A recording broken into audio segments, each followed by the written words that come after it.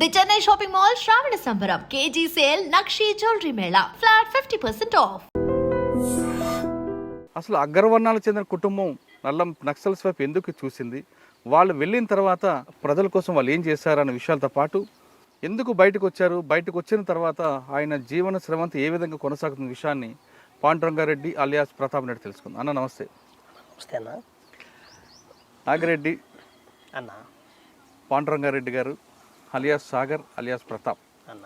మీ పేరు చెప్పగానే ముందు గుర్తుకొచ్చేది మీ ఊరు, గ్రామంలో మొత్తం మీ కుటుంబం మొత్తం కూడా వెళ్తుంది. అమ్మ, మీరు, చెల్లెళ్ళు అంతా కూడా. అంటే మీ ఊర్లో అప్పుడు పరిస్థితి, ఆ గ్రామంలో పరిస్థితి ఏ విధంగా ఉండేది ఒకటి. రెండోది, సాధారణంగా బడుగు బలహీన వర్గాలు దళితులకు సంబంధించిన వాళ్ళే అటువైపు వెళ్తారు అనేది అప్పుడు ఒక వార్త ఉండేది. కానీ అగ్రవర్ణంలో పుట్టి మీరు వెళ్ళడం అనేది ఒక ప్రశ్నగా మిగులుతుంది. అంటే ఆ గ్రామంలో అంత దారుణ పరిస్థితులు ఉండేవా, లేదో భావజాల ప్రభావంతో అటువైపు వెళ్ళారా? మీరు వెళ్ళిందే కాకుండా అమ్మని, చెల్లెల్ని అందరినీ పార్టీ వైపు తీసుకెళ్లారు. అంతలా మీకు పార్టీ ఆకర్షించిందా? అప్పుడున్న పరిస్థితుల ప్రభావంతో అటువైపు వెళ్ళారా? ఒకటి. రెండు, మీరు వెళ్ళిన తర్వాత చాలా కార్యక్రమాలు చేశారు ప్రజల కోసం. అప్పట్లో భూ పోరాటాలు అవ్వచ్చు, కరువు దాడులు అవ్వచ్చు చేస్తూనే అలిపిరిలో చంద్రబాబు నాయుడు మీద అటాక్, తక్కడిపల్లి వాసుదేవరావు అలియాస్ శాసన్న అలియాస్ శాసన్తో పాటు మీరు కూడా ఉండడం, అసలు ఆ రోజు ఏం జరిగింది? పార్టీకి వెళ్ళిన తర్వాత ఎంతకాలం పార్టీలో ఉన్నారు? పార్టీలో మీరు చేసిన కార్యక్రమాలు ఏంటి? పార్టీ ఆ విధంగా అప్పుడు ప్రభావితం చేయడంతో వెళ్ళిన తర్వాత ప్రభుత్వాలు కూడా కిందకు వచ్చాయనేది వాస్తవం. ప్రభుత్వాలు కిందకు వచ్చి ప్రజలకు ఏ విధంగా సహాయపడింది? తర్వాత పార్టీ నుంచి ఎందుకు వచ్చారు? వచ్చిన తర్వాత ఏం చేస్తున్నారు? రెండు ప్రశ్నలకు సమాధానం చెప్పే ముందు పాండురంగారెడ్డి గారు ఎందుకు అడవిలోకి వెళ్ళారు? అన్న 1985 నాడు మన ఆంధ్రప్రదేశ్లో పీపుల్స్ వార్ పార్టీ అప్పుడప్పుడే అవతరించినటువంటి పరిస్థితి. అంటే తెలంగాణ సాయుధ పోరాటము, అంతకంటే మునుపు శ్రీకాకుళ పోరాటం, ఇవన్నీ దాటుకుంటూ ముందుకు వచ్చిన తర్వాత పార్టీ తను చేసినటువంటి తప్పులను రివ్యూ చేసుకొని 1978లో పార్టీకి సంబంధించినటువంటి ఆత్మవిమర్శన రిపోర్టును ఒకదాన్ని తయారు చేసుకొని ఎత్తుగడల రీత్యా ఎటువంటి పద్ధతులు అనుసరించాలి అని చెప్పానని ఒక నూతనమైనటువంటి పద్ధతుల్లో 1981లో మన ఆంధ్రప్రదేశ్లో, ముఖ్యంగా అప్పుడు ఉమ్మడి ఆంధ్రప్రదేశ్, తెలంగాణ, ఆంధ్ర,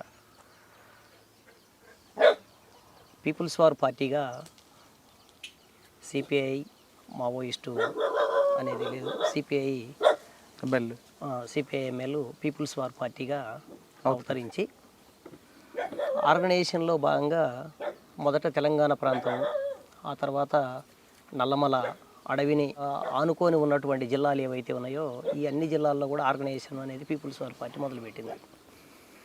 అందులో భాగంగా ఆర్ఎస్యు అని చెప్పేసినటువంటి సంస్థ కూడా ఉండేది. దానికి అనుబంధంగా ముఖ్యంగా విద్యార్థి ఆర్గనైజేషన్ అది చూసేదంతా కూడా విద్యార్థులకు సంబంధించిన అనేక రకాల సమస్యలు తీసుకొని పనిచేస్తూ ఉండేది.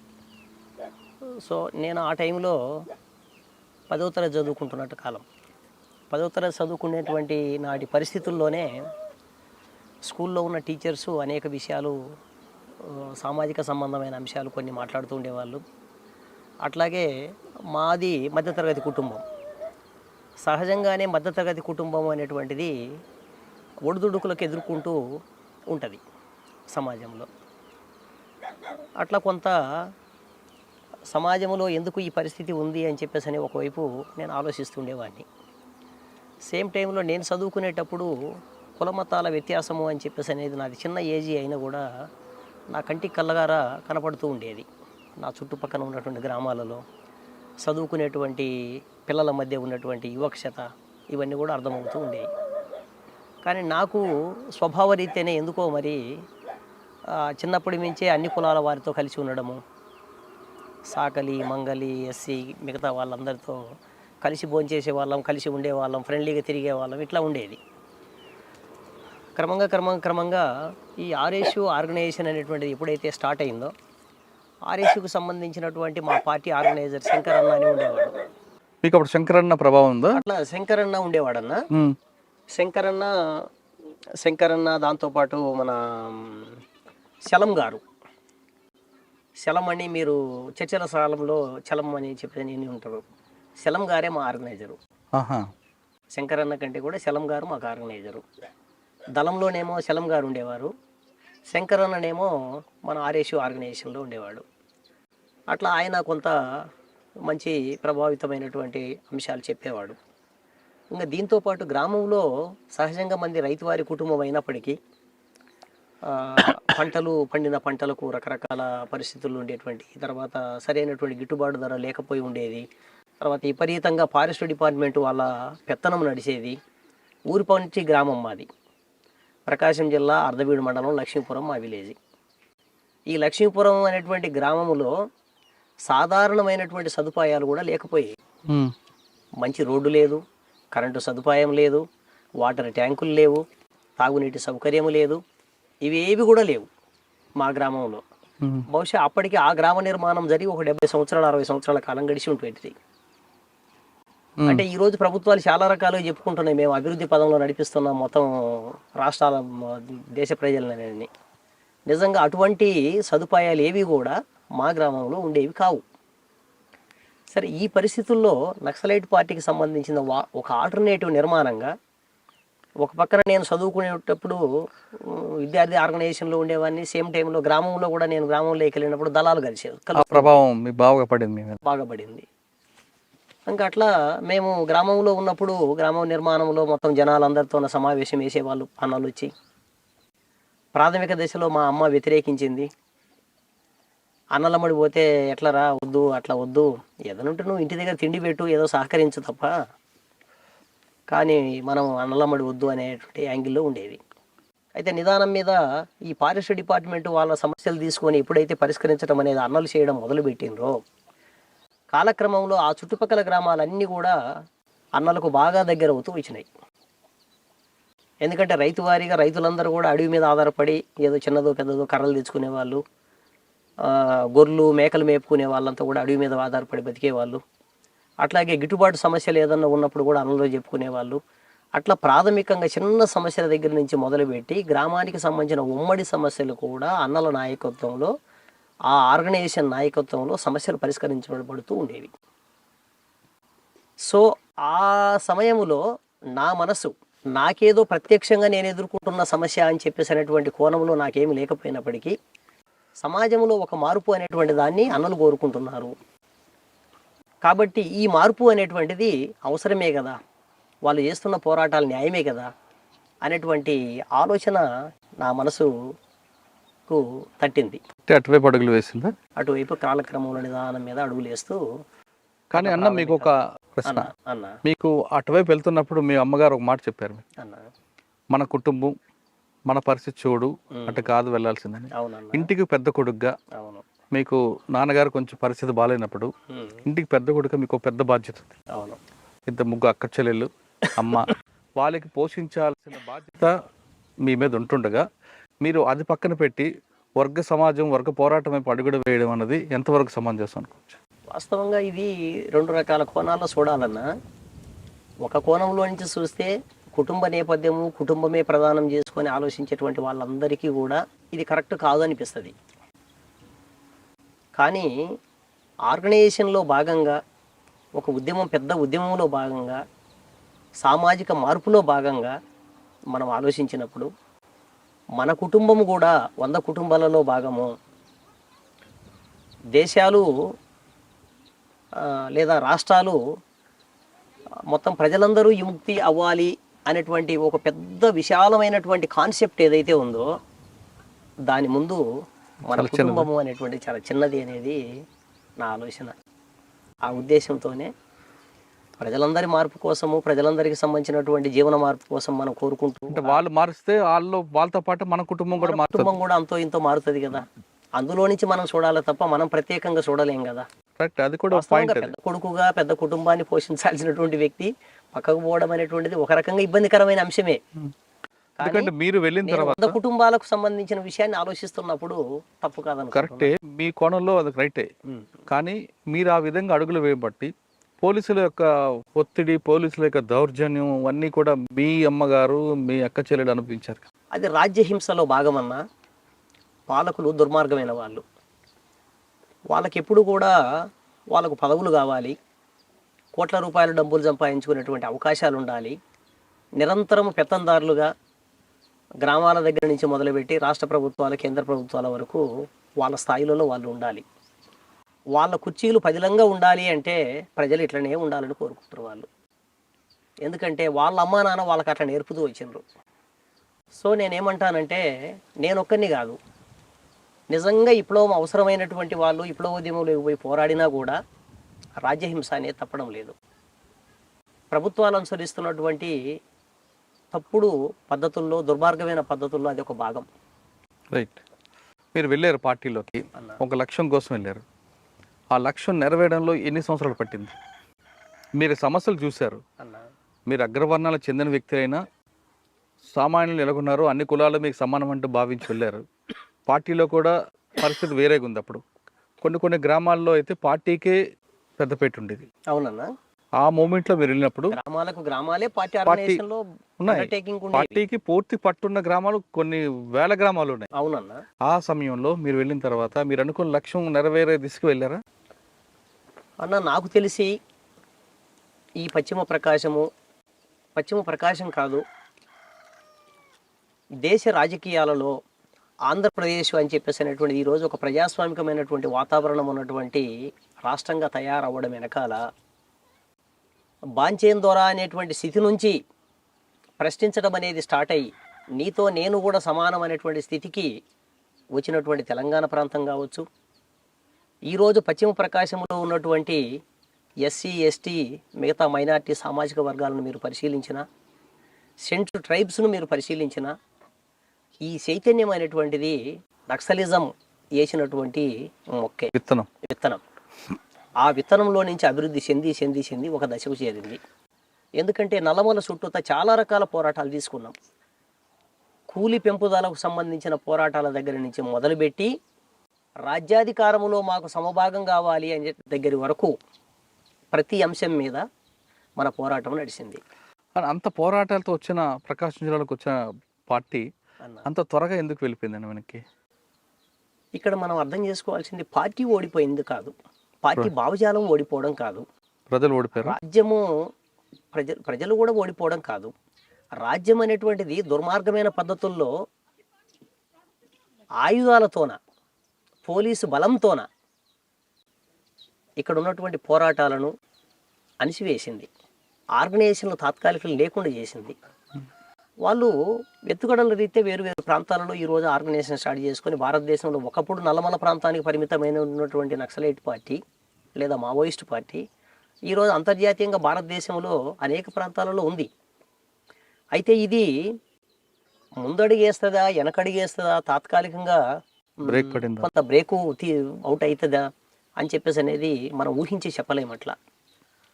రెండు వర్గాల మధ్య ఒక పెద్ద యుద్ధం జరుగుతున్నప్పుడు ఈ యుద్ధంలో ఏది గెలుస్తుంది అని చెప్పేసి అంటే సాధారణంగా రాజ్యం చేతిలోనే మొత్తం ఆయుధ బలము, అంగబలము, అన్ని రకాల బలాలు ఉన్నాయి. ప్రజలు స్వతంత్రంగా వాళ్ళు ముందుకు వచ్చి ఆయుధాలు పట్టుకొని ప్రభుత్వాలకు వ్యతిరేకంగా పోరాటం చేస్తున్నటువంటి పరిస్థితి మనకు అనేక ప్రాంతాల్లో కనబడుతుంది. మన ఇండియాలో, మన ఆంధ్రప్రదేశ్లో కాదు, ఇంటర్నేషనల్గా మొత్తం అంతర్జాతీయ స్థాయిలో అనేక దేశాలలో అనేక పోరాటాలు జరుగుతున్నప్పుడు దుర్మార్గమైన ప్రభుత్వాలు అనేక పద్ధతులు అణిచివేత గురి చేస్తున్నాయి. తాత్కాలికంగా ఆ పోరాటాలు మనకి ఎక్కడ కంటికి కనపడకుండా కూడా పార్టీ అప్పుడు బుల్లెట్ ద్వారానే రాజ్యం సాధించదు పార్టీ నమ్ముతుంది, కానీ ప్రభుత్వాలు బ్యాలెట్ ద్వారా సాధించవచ్చు అంటూ ప్రభుత్వం అంటది. కానీ పార్టీ నేపాల్ లాంటి దేశంలో లాగా బ్యాలెట్ ద్వారా ఎందుకు రాకూడదు?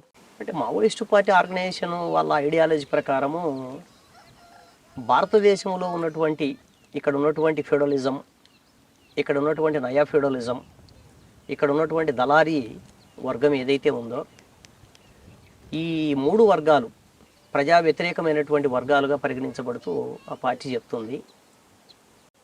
బుల్లెట్ ద్వారా కాకుండా బ్యాలెట్ ద్వారా సాధ్యం కాదు అని చెప్పేసి అనేది నక్సలైట్ పార్టీ ఇప్పటికి కూడా నమ్ముతుంది, మావోయిస్ట్ పార్టీ. కానీ దీర్ఘకాల యుద్ధం ద్వారా సాధించవచ్చు అంటూ పార్టీ అంటది. కానీ దీర్ఘకాల యుద్ధం ద్వారా చేసేంత ఓపిక ఉన్న ఐడియాలజీతో ఉన్న వాళ్ళు ఎవరైనా ఉన్నారు ఇప్పుడు? ఉన్నారు కదా, ఉన్నారు కాబట్టి కదా పార్టీ నడుస్తుంది. ప్రతి మనిషికి ఒక కాలం ఉంటుంది. ఆ కాలంలో అతను చేయగలిగిన మేరకు చేస్తూ ఉంటాడు వాళ్ళ కృషివంతుగా. దగ్గర దగ్గర ఇప్పటికీ బహుశా నాకు తెలిసి ఈ నాగరిక సమాజంలోకి మనం వచ్చి ఈరోజు ఇన్ని విషయాలు ప్రజాస్వామికమైన అనేక విషయాలు మాట్లాడుకుంటున్నాం. ఈ స్థితికి మనం రావడానికి ఎంతకాలం బట్టి ఉండొచ్చు? అవును. ఎన్ని పోరాటాల యొక్క ఫలితం కావచ్చు ఇది. అవును. బ్రిటిష్ వ్యతిరేక పోరాటంలో ఆనాటి కాలంలో మనలాగే అనుకోనుంటే బ్రిటిష్ గవర్నమెంట్ ఉండేది అనుకోవచ్చు. ఈరోజు సామ్రాజ్యవాద పరిపాలన అనేటువంటిది ప్రత్యక్షంగా లేకపోయినా పరోక్షంగా అనేక రూపాలలో మొత్తం ప్రపంచమంతా ఆవరించింది. విపరీతమైనటువంటి రకరకాల పద్ధతుల్లో వేల ఎకరాల భూములను మొత్తం కబ్జా చేసేస్తా ఉన్నారు. మీరు పార్టీలోకి వెళ్ళిన తర్వాత పార్టీ ఆదేశాల మేరకు మీరు చేసిన యాక్షన్లు ఏమున్నాయండి? మొట్టమొదటి చెప్పండి. అన్నా, నేను పార్టీకి సంబంధించిన ఆర్గనైజేషన్లో భాగంగా దగ్గర దగ్గర 24 సంవత్సరాల పాటు ఉద్యమంతో పాటు నేను నడిచిన. 24 సంవత్సరాల పాటు ఆయుధంతోనే యుద్ధం చేస్తూ ముందుకెళ్ళినటువంటి జీవితం. పార్టీ తీసుకున్నటువంటి ప్రతి నిర్ణయంలో కొద్ది కుడియడమల్లో అందుబాటులో లేకపోయి సందర్భం తప్ప అంటే నల్లమల ప్రాంతంలో జరిగిన ప్రతి సంఘటన వెనక మీరు ఉన్నారు. ప్రతి సంఘటనలో దాదాపు నేనున్నా. ఎందుకంటే ఆనాటి కాలంలో ఇక్కడ ఉన్నటువంటి ఏదో చెప్తారు చూడు, భూమిపుత్రులు అంటారు, సన్ ఆఫ్ ద ఛాయిస్. భూమిపుత్రులుగా ఇక్కడే పుట్టి ఇక్కడే పెరిగి ఇక్కడే లీడర్గా ఎదిగి పార్టీలో ఒక ఆర్గనైజేషన్లో టాప్ లీడర్ స్థాయికి వెళ్ళినటువంటి వ్యక్తులలో బహుశా ప్రకాశం జిల్లాలో నేను ఒకరిని. నీకు సమకాలీకులు ఎవరు అప్పట్లో? ప్రకాశం జిల్లాలో ఎవరు లేరన్నా. సింగాప్రసాద్ అని చెప్పేసి నాకు జూనియర్ ఒక ఆయన ఉండే. మీతో పాటు తెలంగాణ నుంచి వచ్చిన వాళ్ళు ఎవరున్నారు? తెలంగాణ నుంచి వచ్చిన కామ్రేడ్స్ చాలా మంది ఉన్నారు. మాధవ్ అన్న నాకంటే సీనియరు. సాంబశివుడు నాతో పాటు కొద్దిగా కుడి ఎడమ. సాంబశివుడు అన్న తర్వాత నాతో పాటు కమిటీలో ఉన్నటువంటిది అప్పుడు దేవన్న అని చెప్పేసి ప్రకాశం జిల్లాలో మా సీనియరు, మా గురువు కూడా ఆయన. ప్రకాశం జిల్లా మొదటి సెక్రటరీ నల్లమల ఫారెస్ట్ డివిజన్కి. అట్లా మెజార్టీ మంది తెలంగాణ కామ్రేడ్స్. ఓకే. మీరు చేసిన యాక్షన్లో రైల్వే స్టేషన్ బ్లాస్టింగ్ కూడా ఉంటుంది అన్న. రైల్వే స్టేషన్ బ్లాస్టింగ్స్ కూడా ఉన్నాయన్న. దిగుమెట్ట ఒకటి, ఇక్కడ దెగ్గంబొట్ల కిష్టాపురం ఒకటి. అప్పుడు పులి అంజన్నను పట్టుకొని చంపేసినారు. బహుశా ఇది 94 పులి అంజన్న ప్లస్ అక్కను ఇద్దరిని ఇక్కడ కొవ్వూరు దగ్గర పట్టుకొని చంపేస్తే దానికి నిరసనగా అనేక కార్యక్రమాలు తీసుకున్నాం. ఎంఆర్ఓ ఆఫీస్ బ్లాస్టింగ్ చేసినాము ప్రజలకు తెలియజేయడానికి. దీని ద్వారా బ్లాస్టింగ్ చేయడం వల్ల వాళ్ళు ఏం బ్రతికొచ్చేది ఏం కాకపోయినప్పటికీ ఒక విస్తృతమైనటువంటి ప్రజలకు హత్యలు చేస్తుంది ప్రభుత్వము, ప్రజల మార్పు కోసం పోరాడుతున్నటువంటి వాళ్ళను పట్టుకెళ్ళి చంపేస్తుంది అని చెప్పేసినటువంటి విషయాన్ని చెప్పడం కోసము ఆ రోజున్నటువంటి పరిస్థితుల్లో పార్టీ ఆ నిర్ణయం తీసుకున్నది. అందులో భాగంగా చాలా చోట్ల ఇక్కడ పెద్దారవీడి ఎంఆర్ఓ ఆఫీస్ కూడా బెయిల్ చేసినాం. దోర్నాల టౌన్లో ఉన్నటువంటి ఎండిఓ ఒకటి హాస్పిటల్కు సంబంధించిన ఒకటి ఆఫీస్ బెయిల్ చేసినాం. తర్వాత 3-4 రైల్వే స్టేషన్స్ బెయిల్ చేసినాం. ఇవన్నీ చేసినామన్నా. రైల్వే స్టేషన్లు పేల్చడం వల్ల ప్రజా రవాణా వ్యవస్థకి ఇబ్బంది కలుగుతుంది, ప్రజలే ఇబ్బంది పడతారు కదా. మీ పోరాటమే ప్రజల కోసం అన్న. అందుకని కాలక్రమంలో దాన్ని ఇంకా కంప్లీట్గా ఆపేసినాం. ఈ బస్సుల దగ్గర పెట్టడం అనేటువంటిది అంటే ఆ రోజు జనానికి అది తప్ప రెండో ఆల్టర్నేటివ్గా లేదు. అంతకంటే పెద్ద పోరాటం చేయగలిగే స్థితిలో కూడా జనాలు లేవు. సో కంటికి కనపడినటువంటి ప్రభుత్వ ఆస్తులుగా ఉన్నటువంటి ప్రభుత్వం మీద ఆ వ్యతిరేకతతోన ఆ పని దళాలు, సానుభూతి పరులు, ప్రజలు అట్లా చేస్తూ ఉండేవాళ్ళు.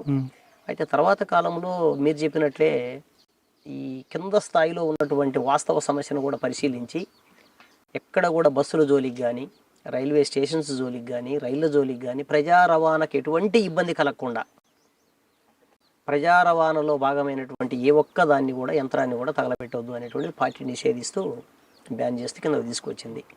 అంటే ఉద్యమం ఎదుగుతున్నప్పుడు తప్పు ఒప్పులను ఎప్పటికప్పుడు సమీక్ష చేసుకోవాలి. ఈ సమీక్ష చేసుకోవడంలో భాగంగా ప్రజలకు ఇబ్బందికరమైనటువంటి అంశాల పట్ల చాలా జాగ్రత్తతో ఉండాలి అని చెప్పేసి అనేది డైరెక్షన్ చేస్తూ పార్టీ తీసుకొచ్చింది. అన్న, మీరు 24 సంవత్సరాల పార్టీలో ఉన్నారు. నల్లమల ప్రాంతం మీకు పెట్టని కోట, మీ పుట్టిన పెరిగిన ఊరు. ఎస్, అవునన్నా. మీరు వెళ్ళేసరికి కొన్ని సమస్యలు ఉన్నాయి, పార్టీలో ఉన్నాయి, ప్రజలకు ఉన్నాయి. మీకు గుర్తుండిపోయిన ఒక మంచి సంఘటన చెప్పండి. ప్రజల కోసం పార్టీ ద్వారా ఈ పని చేసి పెట్టానని. అన్నా, అంటే భూ పంపిణీ అవ్వచ్చు, కరువు దాడి అవ్వచ్చు, అవునన్నా, లేదా ప్రజల్లో అక్కడ ఉన్న చెంచుల్లో రాజకీయ చైతన్యం కల్పించవచ్చు. అవునన్నా. అన్న స్వయంగా నా నాయకత్వంలో దోర్నాల మండలం వైసిర్లోపల్లి, అట్లాగే తమ్మడపల్లి, కర్నూలు జిల్లా ఎల్లావత్తుల,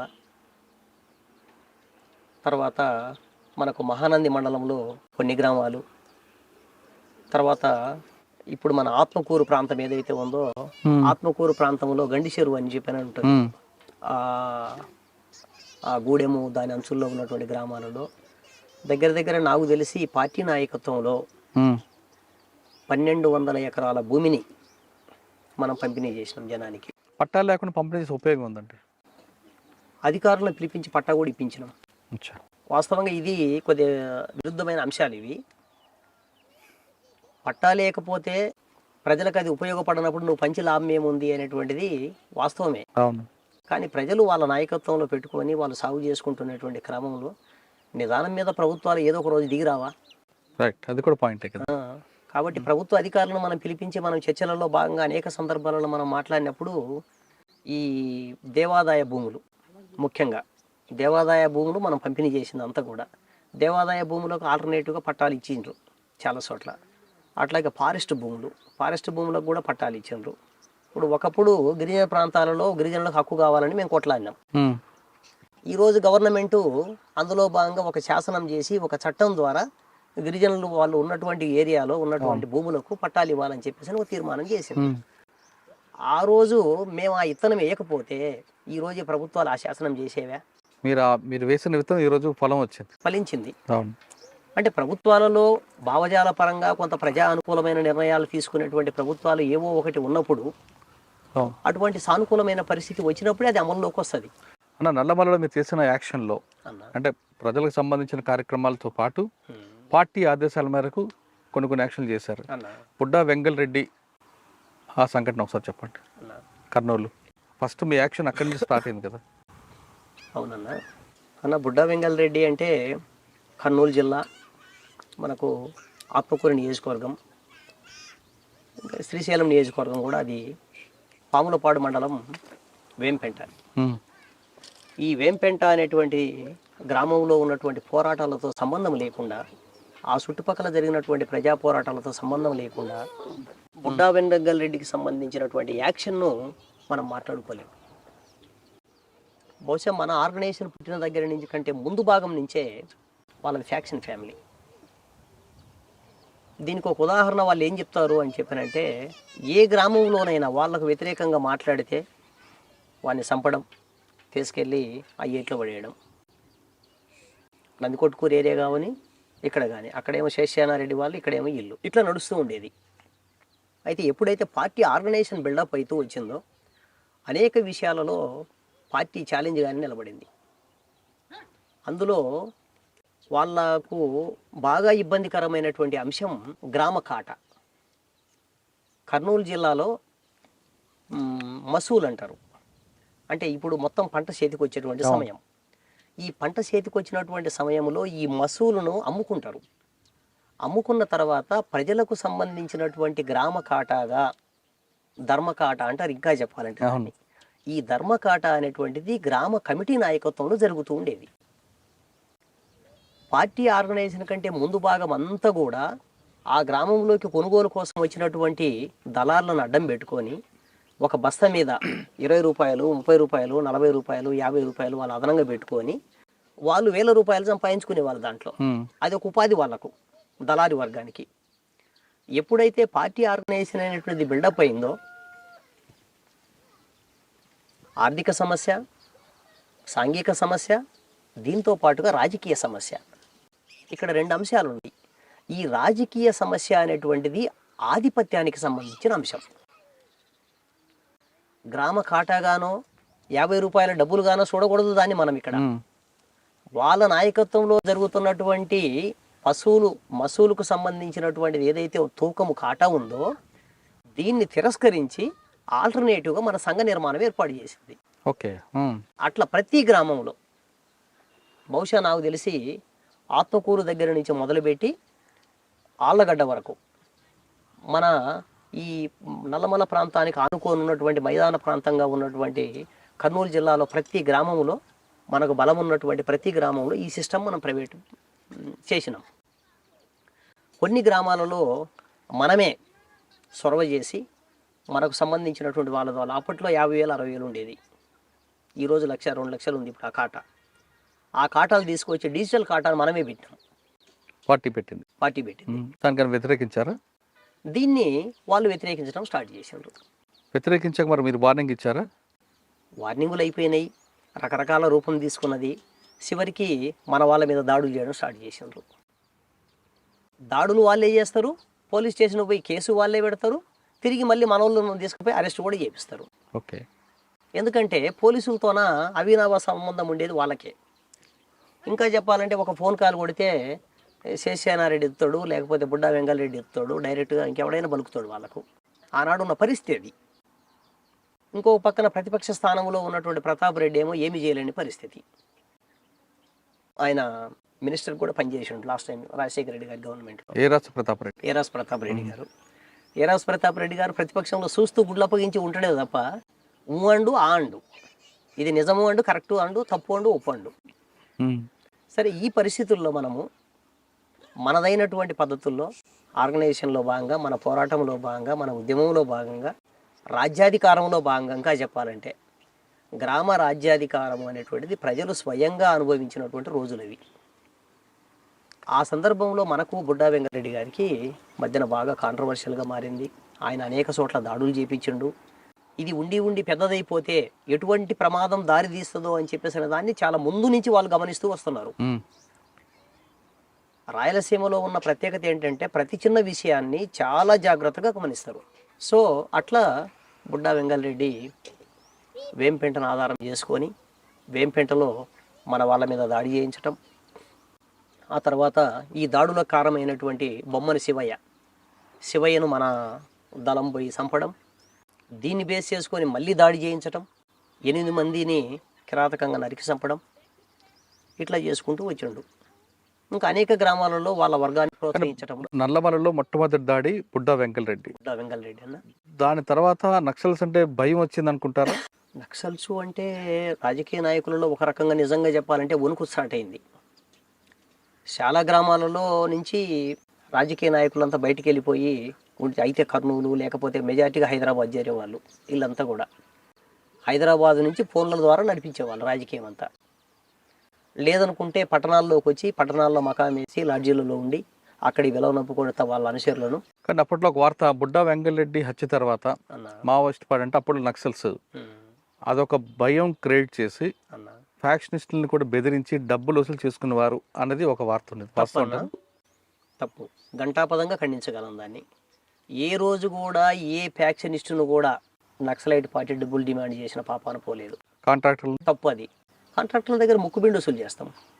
కాంట్రాక్టర్లు అనేటువంటి వాళ్ళు అడవిలోకి వచ్చి అడవి సంపదను తీసుకుపోతున్నారు, బయటికి లక్షల రూపాయలు సంపాదిస్తున్నారు. సో అందులో భాగంగా ఒక పక్కన కూలీ రేట్లు పెంచుతాం. అంటే కాంట్రాక్టర్లు మాత్రం బెదిరించేవారు. బెదిరింపు అనేటువంటి దాని అర్థం కంటే కూడా ఇంకా దాన్ని ఏ అర్థంలో మీరు మాట్లాడతారనేటువంటి దాన్ని పక్కన పెడితే ముక్కుపండి వసూలు చేసేవారు. ఒక రకంగా చెప్పాలంటే వాళ్ళకు గంటాపదంగానే చెప్పేవాళ్ళం, ఇది పార్టీ పన్ను కట్టాలి, పార్టీ కోసం ఇది అవసరము ఆర్గనైజేషన్లో భాగంగా అని అర్థం చేయించే వాళ్ళకి అర్థం చేయించే వాళ్ళము. గట్టిగా డిమాండ్ చేయాల్సి వచ్చిన అర్థం కాని వాళ్ళకి అర్థం చేయించే వాళ్ళం. ఇంకొక రూపాలలో ప్రజలు ఏం చేయాలో వాళ్ళకి తెలుసు, వాళ్ళు దాన్ని తగ్గట్టు చేస్తారు. అన్న, బుడ్డా వెంకటరెడ్డి హత్య తర్వాత మీరు చేసిన మరో పెద్ద ఆపరేషన్ చెప్పండి. అదే నేను ఇందాకనే చెప్పినానన్న, నల్లమల చుట్టూతా పార్టీ తీసుకున్నటువంటి సాధారణంగా ప్రతి నిర్ణయంలో ఏదో ఒక రూపంలో నేను ఉంటూ వచ్చాను. ఓకే, నల్లమల దాటిన తర్వాత శేషాచలం అడవులు, అలిపిరి, చంద్రబాబు నాయుడు గారి అటాక్ ప్లాన్ ఎవరిది, పాత్ర ఎవరిది, సూత్రధారులు ఎవరు? సాధారణంగా పోలీసులు చెప్పేది అప్పట్లో శేషన్నతో పాటు మీరున్నారనేది. అసలు వాస్తవంగా ఆ రోజు ఏం జరిగిందండి? చంద్రబాబు నాయుడు గారు చాలా కిరాతకంగా మొత్తం పార్టీనే బ్యాన్ చేసిండు. ఎందుకంటే ఏదైనా ఒక సంఘటనకు ఒక నేపథ్యం ఉంటుంది. సో అందులో భాగంగానే 2004 నాటి వరకు అప్పటికే 9 సంవత్సరాల కాలం పాటు కంటిన్యూగా ఉద్యమం మీద తీవ్రమైన నిర్బంధాన్ని ప్రవేశపెడుతూ వచ్చిండు. ఈ రోజు కూడా చెప్పాలంటే నిజంగా చంద్రబాబు నాయుడు బుద్ధి రాలే. నిన్న పల్నాడు సభలో మాట్లాడుతున్నాడు, తీవ్రవాదులను అణిసివేసిన చరిత్ర పార్టీకి ఉంది అని. అసలు తీవ్రవాద సమస్యని, నక్సలైట్ సమస్యను ఈ రోజుకు కూడా చంద్రబాబు నాయుడు గారు శాంతి భద్రతల సమస్యగా చూస్తున్నాడు తప్ప సామాజిక, ఆర్థిక, రాజకీయ సమస్యగా దీన్ని పరిగణించటం లేదు ఆయన. తీవ్రవాదులు వేరు, నక్సల్స్ వేరు కదా. అంటే ఆయన లెక్కల్లో తీవ్రవాదులు అంటే నక్సలైట్లే. ఆయన పదార్థంలో, ఆయన అంతరార్థంలో, మనసులోని మాట తీవ్రవాదులు అంటే నక్సల్స్ అనే. నక్సల్స్ అనేది ట్రీట్ చేయడంలే ఆయన. నక్సల్స్ అన్నది శాంతి భద్రతల సమస్య కాదు కదా. సమస్య కాదు, శాంతి భద్రతల సమస్య కానే కాదు. అదే మనం చెప్తుంది. రాజశేఖర రెడ్డి గారు అధికారంలోకి వచ్చిన తర్వాత నక్సలైట్ సమస్య సామాజిక సమస్య అన్నాడు. సామాజిక సమస్య నేను పరిష్కరిస్తాను అన్నాడు. సో చంద్రబాబు నాయుడు గారు ఘంటాపదంగా ఆయన ఫిలాసఫీలో భాగంగానే నక్సలైట్ సమస్య అనేటువంటిది హింసాత్మకమైన సమస్య ఆయన లెక్కల్లో. సమాజంలో ఒక ప్రమాదకారులు సమాజానికి. కాబట్టి నక్సలైట్ సమస్యను శాంతి భద్రతల సమస్యగానే పరిగణించాలి, హింసతోనే అణిసివేయాలి. ఇది ఫిలాసాఫికల్గానే ఆయన నక్సలైట్ సమస్యను వ్యతిరేకిస్తున్నాడు.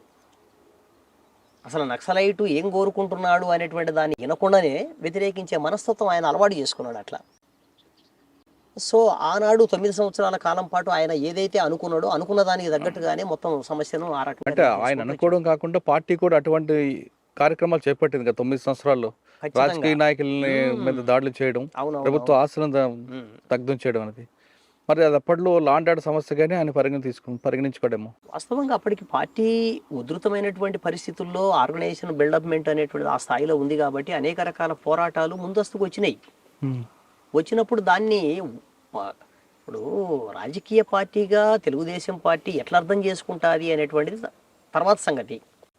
ప్రజలు వాళ్ళ అవసరం కోసము, వాళ్ళ ఆధిపత్యం కోసము, వాళ్ళ రాజ్యాధికారం కోసము, వాళ్ళకు ఉన్నటువంటి రకరకాల సమస్యలు పరిష్కరించడంలో భాగంగా వాళ్ళ పోరాటాన్ని ముందుకు తీసుకుపోతారు. అందులో భాగంగా అడ్డం వచ్చినటువంటి వాళ్ళను 1-4 సార్లు హెచ్చరిక చేస్తూ ఉన్నారు, అట్లా ముందుకు తీసుకెళ్ళిండ్రు. సో ఈ క్రమంలోనే ఆయన మొత్తం పార్టీని బ్యాన్ చేసి పార్టీ మీద ఇది చేసిండు. తర్వాత చంద్రబాబు నాయుడు గారిని ఖచ్చితంగా ఆయన మీద యాక్షన్ చేయాలని చెప్పేసి అని, అది సెంట్రల్ కమిటీ తీర్మానం, స్టేట్ కమిటీ కాదు. స్టేట్ కమిటీకి సంబంధించిన ప్రతిపాదనతోన, సెంట్రల్ కమిటీ ఆమోదంతోన జరిగినటువంటి తీర్మానం. ఎప్పుడు అంటే సెంట్రల్ కమిటీ నిర్ణయం ఎప్పుడు తీసుకుంది, ఎన్ని రోజులు రెక్కీ చేస్తే ఆ కార్యక్రమం స్టార్ట్ అయింది? 2003 సంఘటన. ఓకే, అక్టోబర్లో. దానికంటే 6 నెలల ముందు పార్టీ తీర్మానం అనేది చేసింది. అంటే కేవలం అలిపిరి అనుకున్నారా, ఇంకే వేరే ప్లేస్ కూడా డిసైడ్ అయింది? అలిపిరినే ప్రధానం. ఇంకా అలిపిరితో పాటు వేరే చోట కూడా అనుకున్నారు, కానీ అది తర్వాత కాలంలో అది మిస్ అయిపోయింది. అలిపిరినే బేస్ చేసుకొని 6 నెలల ముందు నుంచి దాని మీద రెక్కి రకరకాలు ఇవన్నీ కూడా నడిచినాయి. తీర్మానం జరిగిన తర్వాత దానికి తగ్గట్టుగా సెంట్రల్ కమిటీ, స్టేట్ కమిటీ అనుబంధంగా టీమును డిసైడ్ చేసిండ్రు. అందులో ఒక 6 మందితో కూడినటువంటి టీము. వాళ్ళు ఏదో పేర్లలో అలిపిరికి సంబంధించిన కేసులలో చాలా మందిని చూయించుకుంటూ దగ్గర 32 మందిని ఎంతమందిని చూయించుకుంటూ వచ్చిండ్రు, కానీ అది ఎంత ఒట్టి మాటలు. కేవలం దాంట్లో పార్టిసిపేట్ చేసింది కేవలం 8 మంది మాత్రమే. ఆ 8 మందికి సంబంధించినటువంటి వాళ్ళల్లో ఒకళ్ళం. అన్న, అప్పటి వరకు మద్దు పాత్రలకి పరిమితమైన మావోయిస్ట్ పార్టీ అన్న ఒక్కసారి క్లైమర్ మైన్స్ పెట్టడం వెనక వ్యూహం ఎవరిది? క్లైమోర్ మైన్స్ పెట్టడం అనేటువంటిది ఇంకా మన పార్టీ లోపల ఉన్నటువంటి ఇంజనీర్స్ డెవలప్ చేసిండ్రన్న. ముఖ్యంగా మీకు తెలియంది ఏముంది, ఆనాడు మన పార్టీ అభివృద్ధిలో భాగంగా, ముఖ్యంగా వెపన్స్ అభివృద్ధిలో భాగంగా డైరెక్షనల్ మైన్స్, ఈ క్లైమోర్ మైన్స్ ఏవైతే ఉన్నాయో దీన్ని కూడా ఒకటి ముందుకు తీసుకొచ్చిండ్రు. ముఖ్యంగా మన ఇంజనీరింగ్ టీం అంటే ఈరోజు మన టెక్నీషియన్, మన మదన్న, వీళ్ళందరూ కూడా కీలకమైన పాత్ర పోషించిన వాళ్ళే. ఇది ఇటువంటి వాటి డెవలప్మెంట్ అభివృద్ధిలో. ఇంప్లిమెంటేషన్ అనేటువంటిది అంతర్గతంగా పార్టీకి సంబంధించిన ఆర్గనైజేషన్లో రహస్యమైనటువంటి టీం ఉండేది. ఆ రహస్యమైన టీము అనేటువంటిది ఇంప్లిమెంటేషన్ చేసేది. 6 నెలలు రెక్కి వేసిన తర్వాత కూడా ఎందుకు ఫెయిల్ అయిందండి? వాస్తవంగా అది ఫెయిల్యూర్ కాదు, అది విజయమే. ఎందుకు విజయం అంటున్నానంటే 6 నెలల రెక్కి 100% సక్సెస్ అయింది. పేల్చిన వ్యక్తి ఫెయిల్ కాలేదు. ఏదైతే డైరెక్షనల్ మైన్స్ అని చెప్పేసి అని దానికి అంటే ఎంత కెపాసిటీ వేస్తే ఎంత ఏ రకమైనటువంటి పద్ధతుల్లో డైరెక్షన్లో వెళ్తుంది, అది ఎంత తీవ్రంగా ప్రభావితం చేస్తుంది అని చెప్పేసి అనేటువంటి అనాలిసిస్ కూడా 100% కరెక్ట్. కానీ ఫెయిల్యూర్ ఎక్కడ ఉంది అంటే మనం అనుకున్న టైంకు ఆయన ప్రోగ్రామ్ ఫిక్స్ అవ్వలే. సో కొంత టైం గడిచిపోయింది. మధ్యన ఏమైందంటే ప్రకృతి నుంచి విపరీతంగా వర్షం పడింది. ఈ వర్షం పడడం వల్ల ప్లస్ మైనస్ మనము సీరియల్ కనెక్షన్స్, సింగిల్ కనెక్షన్స్ విడివిడిగా ఇస్తాం. దీంట్లో డిఫాల్ట్ అయింది. డిఫాల్ట్ అవ్వడం వల్ల పేలినటువంటి క్లేమోర్స్ కేవలం 8 మాత్రమే పేలినాయి. మనం ఎన్ని బిగించినాం? దగ్గర 22 దగ్గర బిగించినాం. నిజంగా 22 కానీ బ్లాస్ట్ అయితే కాన్వాయ్ ఏమీ మిగలదు, అస్సలు మిగలదు. చంద్రబాబు ఏదో చెప్తున్నాడు, నేను బుల్లెట్ దేవుడు రక్షించినాడు అన్నని. దేవుడు రక్షించటం కాదు, ప్రకృతి రక్షించింది. ప్రకృతి దేవుడే కదా. అదే మీరు ఎంతలే చెప్తారు అంటే ఆయన అర్థంలో వెంకటేశ్వర స్వామి దేవుడు అని చెప్పి అనుకుంటున్నాడు. కానీ నిజమేంటంటే వర్షం పడ్డది. ఆ వర్షం పడడం వల్ల ఆ క్లైమోర్స్ కొన్ని ఫెయిల్ అయినాయి. అంటే అదొక రీజన్ అవ్వచ్చు. కానీ పోలీసు వైపు నుంచి ఏం చెప్తున్నారంటే కార్లు ఆ రోజు కాన్వాయ్ జిగ్జాగ్ ఒకదాని ఒకటి ముందు రావడం అన్నది వల్ల చంద్రబాబు కారు కొంచెం ముందుకు వెళ్ళింది, తర్వాత కారు బ్లాస్ట్ అయింది అని అంటారు. 100% మన రెక్కి మనకు సంబంధించినటువంటి ఇన్ఫర్మేషను పక్కా పక్కన ఉన్నది. దాంట్లో ఎక్కడా ఫెయిలర్ లేదు. చంద్రబాబు నాయుడు గారు ఎన్ని జిమ్మికులు చేసి, వాళ్ళు ఎన్ని జిగ్జాగులు చేసినా, వాళ్ళు ఎన్ని ప్లాన్లు చేసినా అదే కాన్వాయిలో మన వాళ్ళు ఉన్నారు. అదే కాన్వాయిలో మన వాళ్ళు ఉన్నారు. టీడీపీ జెండాలు పట్టుకొని మన కార్యకర్తలు ఉన్నారు. Very clear. కాబట్టి దాంట్లో తేడా లేదు. అక్కడ వచ్చినటువంటి సమస్య కాలే అది. సాంకేతికమైనటువంటి సమస్య ఏదైతే ఉందో ఇది రావడం వల్లనే అది. ఆ రోజు మీరు ఎక్కడున్నారు? ఆ రోజు నేను బయట ఉన్నాను. ఆ టీంలో లేరు? ఆ టీంలో, ఆపరేషన్ టీంలో లేను, బయట ఉన్నాను. ఆపరేషన్ అయిన తర్వాత రిట్రీట్ ఎక్కడ అయ్యారంటే అప్పుడు? ఆపరేషన్ అయిన తర్వాత రిట్రీట్ అనేటువంటిది మొత్తం ఫారెస్ట్ నుంచి బయటకు వచ్చేసి ఇంకా అప్పటికే మా వాళ్ళంతా అంత భక్తుల్లాగా గుడి కొట్టించేసుకొని ఇదంతా ఉన్నారు కదా, ఫ్రీగానే వచ్చేసిండ్రు. ఇట్లా రిట్రీట్ అయ్యి రిటర్న్ అయ్యి వచ్చేసి ఒక్కొక్కరు ఒక్కొక్క చోట కలుసుకొని ఇటు బిల్లగొంది పైన ఫారెస్ట్ ఉంటుంది, ఆ ఫారెస్ట్ ఏరియాకు వెళ్ళిపోవడం అనేది జరిగింది. ఆ సంఘటనలో ఎంతమంది 8 మంది పాల్గొన్నా కేవలం తక్కిడిపల్లి వాసుదేవరావు గారు పాటు టిక్సన్ మన మీ పేరు సాగర్ పేరు ఎందుకు వచ్చింది? అన్న టీం కమాండర్ ఆయన. టీం కమాండర్ గారు కమాండర్గా పార్టీ నిర్దేశించిన దాని ప్రకారం మా టీం కమాండరు, మా యాక్షన్ టీం కమాండర్ ఆయనే. సో అది పోలీసులకు కూడా ఆ స్థాయిలో తెలుసు. ఇంకా ఉన్న టీములో నేను సెకండ్ పర్సన్గా ఉన్నా. కాబట్టి సాగరు అంటే నల్లమల ప్రాంతంలో ఆల్రెడీ ఒక చరిత్ర ఉంది కాబట్టి అనేక యాక్షన్స్లో పార్టిసిపేట్ చేసినటువంటి అది పోలీసుల లెక్క ప్రకారం ఉంది కాబట్టి వాళ్ళు అట్లా క్రియేట్ చేస్తూ వచ్చిండ్రు. తర్వాత మీకు బాగా గుర్తుండిపోయిన సంఘటన చెప్పండి అలిపిరి తర్వాత. అంటే అది విజయంగా భావించకుండా దీనివల్ల నష్టం జరిగింది, మీరు కూడా కొంచెం బాధపడే సంఘటనలు ఉంటాయి కదా? బాధపడే సంఘటనలు ఇంకా ఎన్కౌంటర్లో జరిగినప్పుడు, ఎక్స్చేంజ్ ఆఫ్ ఫైరింగ్స్ జరిగినప్పుడు చాలామంది కామ్రేడ్స్ని పోగొట్టుకున్నాం. పార్టీ చివరి దశలో చాలా ఇబ్బంది పడ్డాం వాస్తవంగా. అంటే 2006 వచ్చేసరికల్లా పార్టీ ఆర్గనైజేషను చాలా కుదించబడ్డది. అప్పటికి నల్లమల ప్రాంతంలో ఉన్నటువంటి ముఖ్యమైన నాయకత్వాన్ని అంతా ఈ ప్రాంతాన్ని రక్షించుకోవడంలో భాగంగా, ఎందుకంటే విపరీతమైన దాడులు స్టార్ట్ అయినాయి. ఇక్కడ ఉన్నటువంటి టెరైన్, ఇక్కడ ఉన్నటువంటి పరిస్థితులు అనుకూలించే పరిస్థితులుగా కనపడలేదు. అణువు జల్లెడబట్టేటువంటి పరిస్థితి ఇంకొక పక్క స్టార్ట్ అయింది. ఈ నేపథ్యంలో పార్టీ తాత్కాలికంగా ఎత్తుగడల రీత్యా నాయకత్వ కమిటీలకు సంబంధించిన కామ్రేడ్స్ అందరినీ కూడా రక్షణ ప్రాంతాలకు పంపించాలని నిర్ణయం తీసుకుంది. అందులో భాగంగా పశ్చిమ కనుమల వైపు, ఇటు ఛత్తీస్గఢ్ ప్రాంతానికి, అంటే దండకారణ్య ప్రాంతానికి, అట్లా అందులో భాగంగా నిర్ణయాలు. మీరు వెళ్ళారు పార్టీలోకి అన్న తర్వాత మీ చెల్లెలు అమ్మ కూడా లోపలికి వచ్చారు. వాళ్ళు వస్తానన్నప్పుడు వద్దని ఎందుకు అనలేదు మీరు? అన్న ఉద్యమంలో భాగంగా రమ్మనే చెప్తాం తప్ప వద్దని అనం కదా. సరే వెళ్ళారు, వాళ్ళు కూడా వచ్చారు. వద్దని చెప్పాలి అనేటువంటి ఆలోచన ఎందుకో నా మనసుకి ఎప్పుడు అనిపించలేదు. అంటే అప్పటి పరిస్థితుల్లో వాళ్ళ సహకారం కూడా అవసరం అనుకున్నారా? అవసరం అనుకున్నా కుటుంబం అంతా పార్టీలో ఉండడం ఇంకా అది ఒక నిజంగా చరిత్రలో ఒక నిలిచిపోయే అంశమే కదా. సమాజంలో ప్రతి మనిషి చేస్తున్న పని వాళ్ళ కోసం వాళ్ళు బ్రతకడం. అంటే మీది మాత్రం కుటుంబం మొత్తం ప్రజల కోసం వచ్చారు. కుటుంబం సమాజంలో ఒక కుటుంబంగా ఒక వ్యక్తిగా స్టార్ట్ అయ్యి ఒక కుటుంబంగా మొత్తంగా ఒక కుటుంబం పార్టీ కోసం సర్వీస్ చేయడము, ప్రజల కోసం సర్వీస్ చేయడం అని చెప్పేసి అనేది చిన్న విషయం ఏం కాదు. అన్న మీరు పార్టీలకు వెళ్ళారు, ప్రజల కోసం పనిచేశారు, యాక్షన్లు ఇవన్నీ కూడా సహజం. కానీ మీ అమ్మగారు కూడా వచ్చారు. పార్టీలకు వెళ్ళిన తర్వాత అమ్మ ఎన్కౌంటర్ కానీ మీ సహచర్య ఎన్కౌంటర్, ఈ రెండు మీకు ఏ విధంగా గుర్తుండిపోతాయి? వాస్తవంగా చేదు సంఘటనలే, కానీ జీర్ణించుకోక తప్పదు. ఎందుకంటే ఉద్యమంలో అనేక మంది అమరులు ఉన్నారు. కేవలం మా అమ్మ, మా సాసేది వీళ్ళు మాత్రమే కాదు.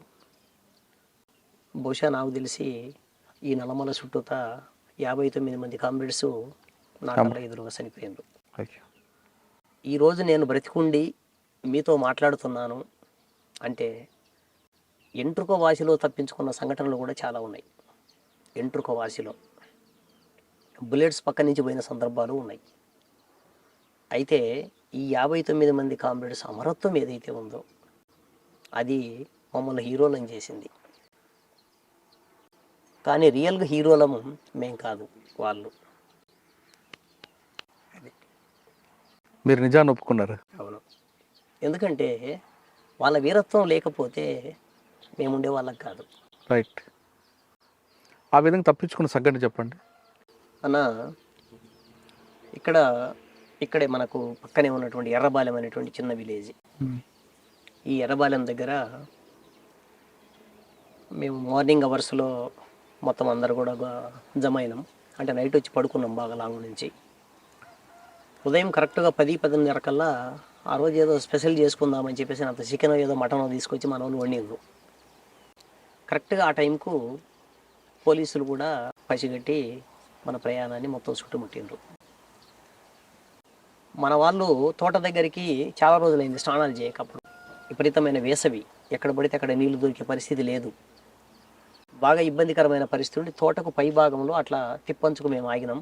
ఇట్లా కిందకు వచ్చి బత్తాయి తోటల్లో స్నానం చేస్తున్నారు. ఈ స్నానం చేసేటప్పుడు మనవాడు గమనించి పరిగెత్తుకుంటూ స్టార్ట్ అయ్యాడు. అయితే అప్పటికే ఏది ఏమైనా పరిస్థితి, పోలీసులు బాగా తిరుగుతున్నారు కాబట్టి ఖచ్చితంగా మనం రావడానికి అవకాశం ఉందనేటువంటి ఉద్దేశంతోనే చుట్టూ క్లైమోర్ మైన్స్ పెట్టి ఉన్నాం. ఎప్పుడైతే ఈ పోలీసులు రావడాన్ని మనోడు గమనించి పరిగెత్తడం స్టార్ట్ అయిందో వాళ్ళు ఫైరింగ్ స్టార్ట్ చేశారు. మనవాడు చక్కగా పరిగెత్తడం స్టార్ట్ అయ్యింది. ఇంకా మేము కూడా ఫైరింగ్ స్టార్ట్ చేసినాము, క్లైమోర్ మైన్స్ పేల్చినాము. అట్లా మనం ఒక రకంగా చెప్పాలి అక్కడి నుంచి మన ప్లేస్ ఖాళీ చేసి జస్ట్ కొద్దిగా దూరం పోయేసరికి అట్లా పైకి ఎక్కే క్రమంలో కింద నుంచి ప్యారలల్ కొట్టేసాడు. ఇక్కడే మా కిందనే రిక్రూట్ అయినటువంటి అమ్మాయి, పక్కన ఉన్నటువంటి గన్నెపల్లికి సంబంధించిన ముస్లిం అమ్మాయి రజియా అని, ఆ అమ్మాయి చనిపోయింది. అట్లా అది దగ్గర ఒక అరగంట 3/4 గంట సేపు ఫైట్ వాళ్ళకు మనకు మధ్య. ఇది ఒక ముఖ్యమైన సంఘటన. అట్లాగే చంద్రబాబు పోయి రాజశేఖర రెడ్డి గారు వచ్చిన తర్వాత 2005 జనవరి 8వ తారీఖు జరిగిన సంఘటన, డైరెక్ట్గా మా మీద జరిగిన అటాకు ఇక్కడే మన జల్లువారి పొలాల చెరువు దగ్గర. దాంట్లోనే మా లక్ష్మి కూడా చనిపోయింది. దాదాపు దగ్గర 3/4 గంట సేపు ఫైరింగ్స్. పోలీసులు బాగా చుట్టుముట్టినారు 3 వైపులా. ఇంకా మనకున్నది ఒకే వైపు ఖాళీ. ఈ ఖాళీలోనే మనం పడుకొని కొంత ట్రావెలింగ్ చేసుకుంటూ అట్లా ఆ గట్లు దాటుకుంటూ ముందుకెళ్ళిన తర్వాత అక్కడి వరకు మనం మంచి రిటాలియేషన్ ఇచ్చినాం. మన దగ్గర యామినేషన్ కూడా తక్కువ ఉంది. సో వాళ్ళ దగ్గర ఉన్నటువంటి యామినేషను, వాళ్ళ బలగాలు మామూలుగా ఏమి లేవు. దగ్గర 3 అంచెలుగా వాడు చుట్టుముట్టిండు. అయినా మనం ఒక రకంగా చెప్పాలంటే దాంట్లోంచి దాటుకొని అవతలికి వెళ్ళినాం. జస్ట్ అక్కడ కాలువ దగ్గర కాలువలోకి దిగి తిరిగి మళ్ళీ మనం ఎక్కేటప్పుడు వాడు ఆటో ఫైర్ స్టార్ట్ చేసిండు. ఆ ఆటో ఫైరింగ్లో మా సహచరి లక్ష్మి చనిపోవడం జరిగింది. ఇంకా ఆమెను తీసుకొని వెళ్ళలేని పరిస్థితి, అక్కడే వదిలేసి ఆమె దగ్గర ఉన్నటువంటి వెపన్ తీసుకొని మేము మళ్ళీ టీమ్గా బయలుదేరినాం 10 మందిని. అంటే మీ కళ్ళ ముందే మీ సహచరుని కోల్పోయారు. సరిపోయినాం.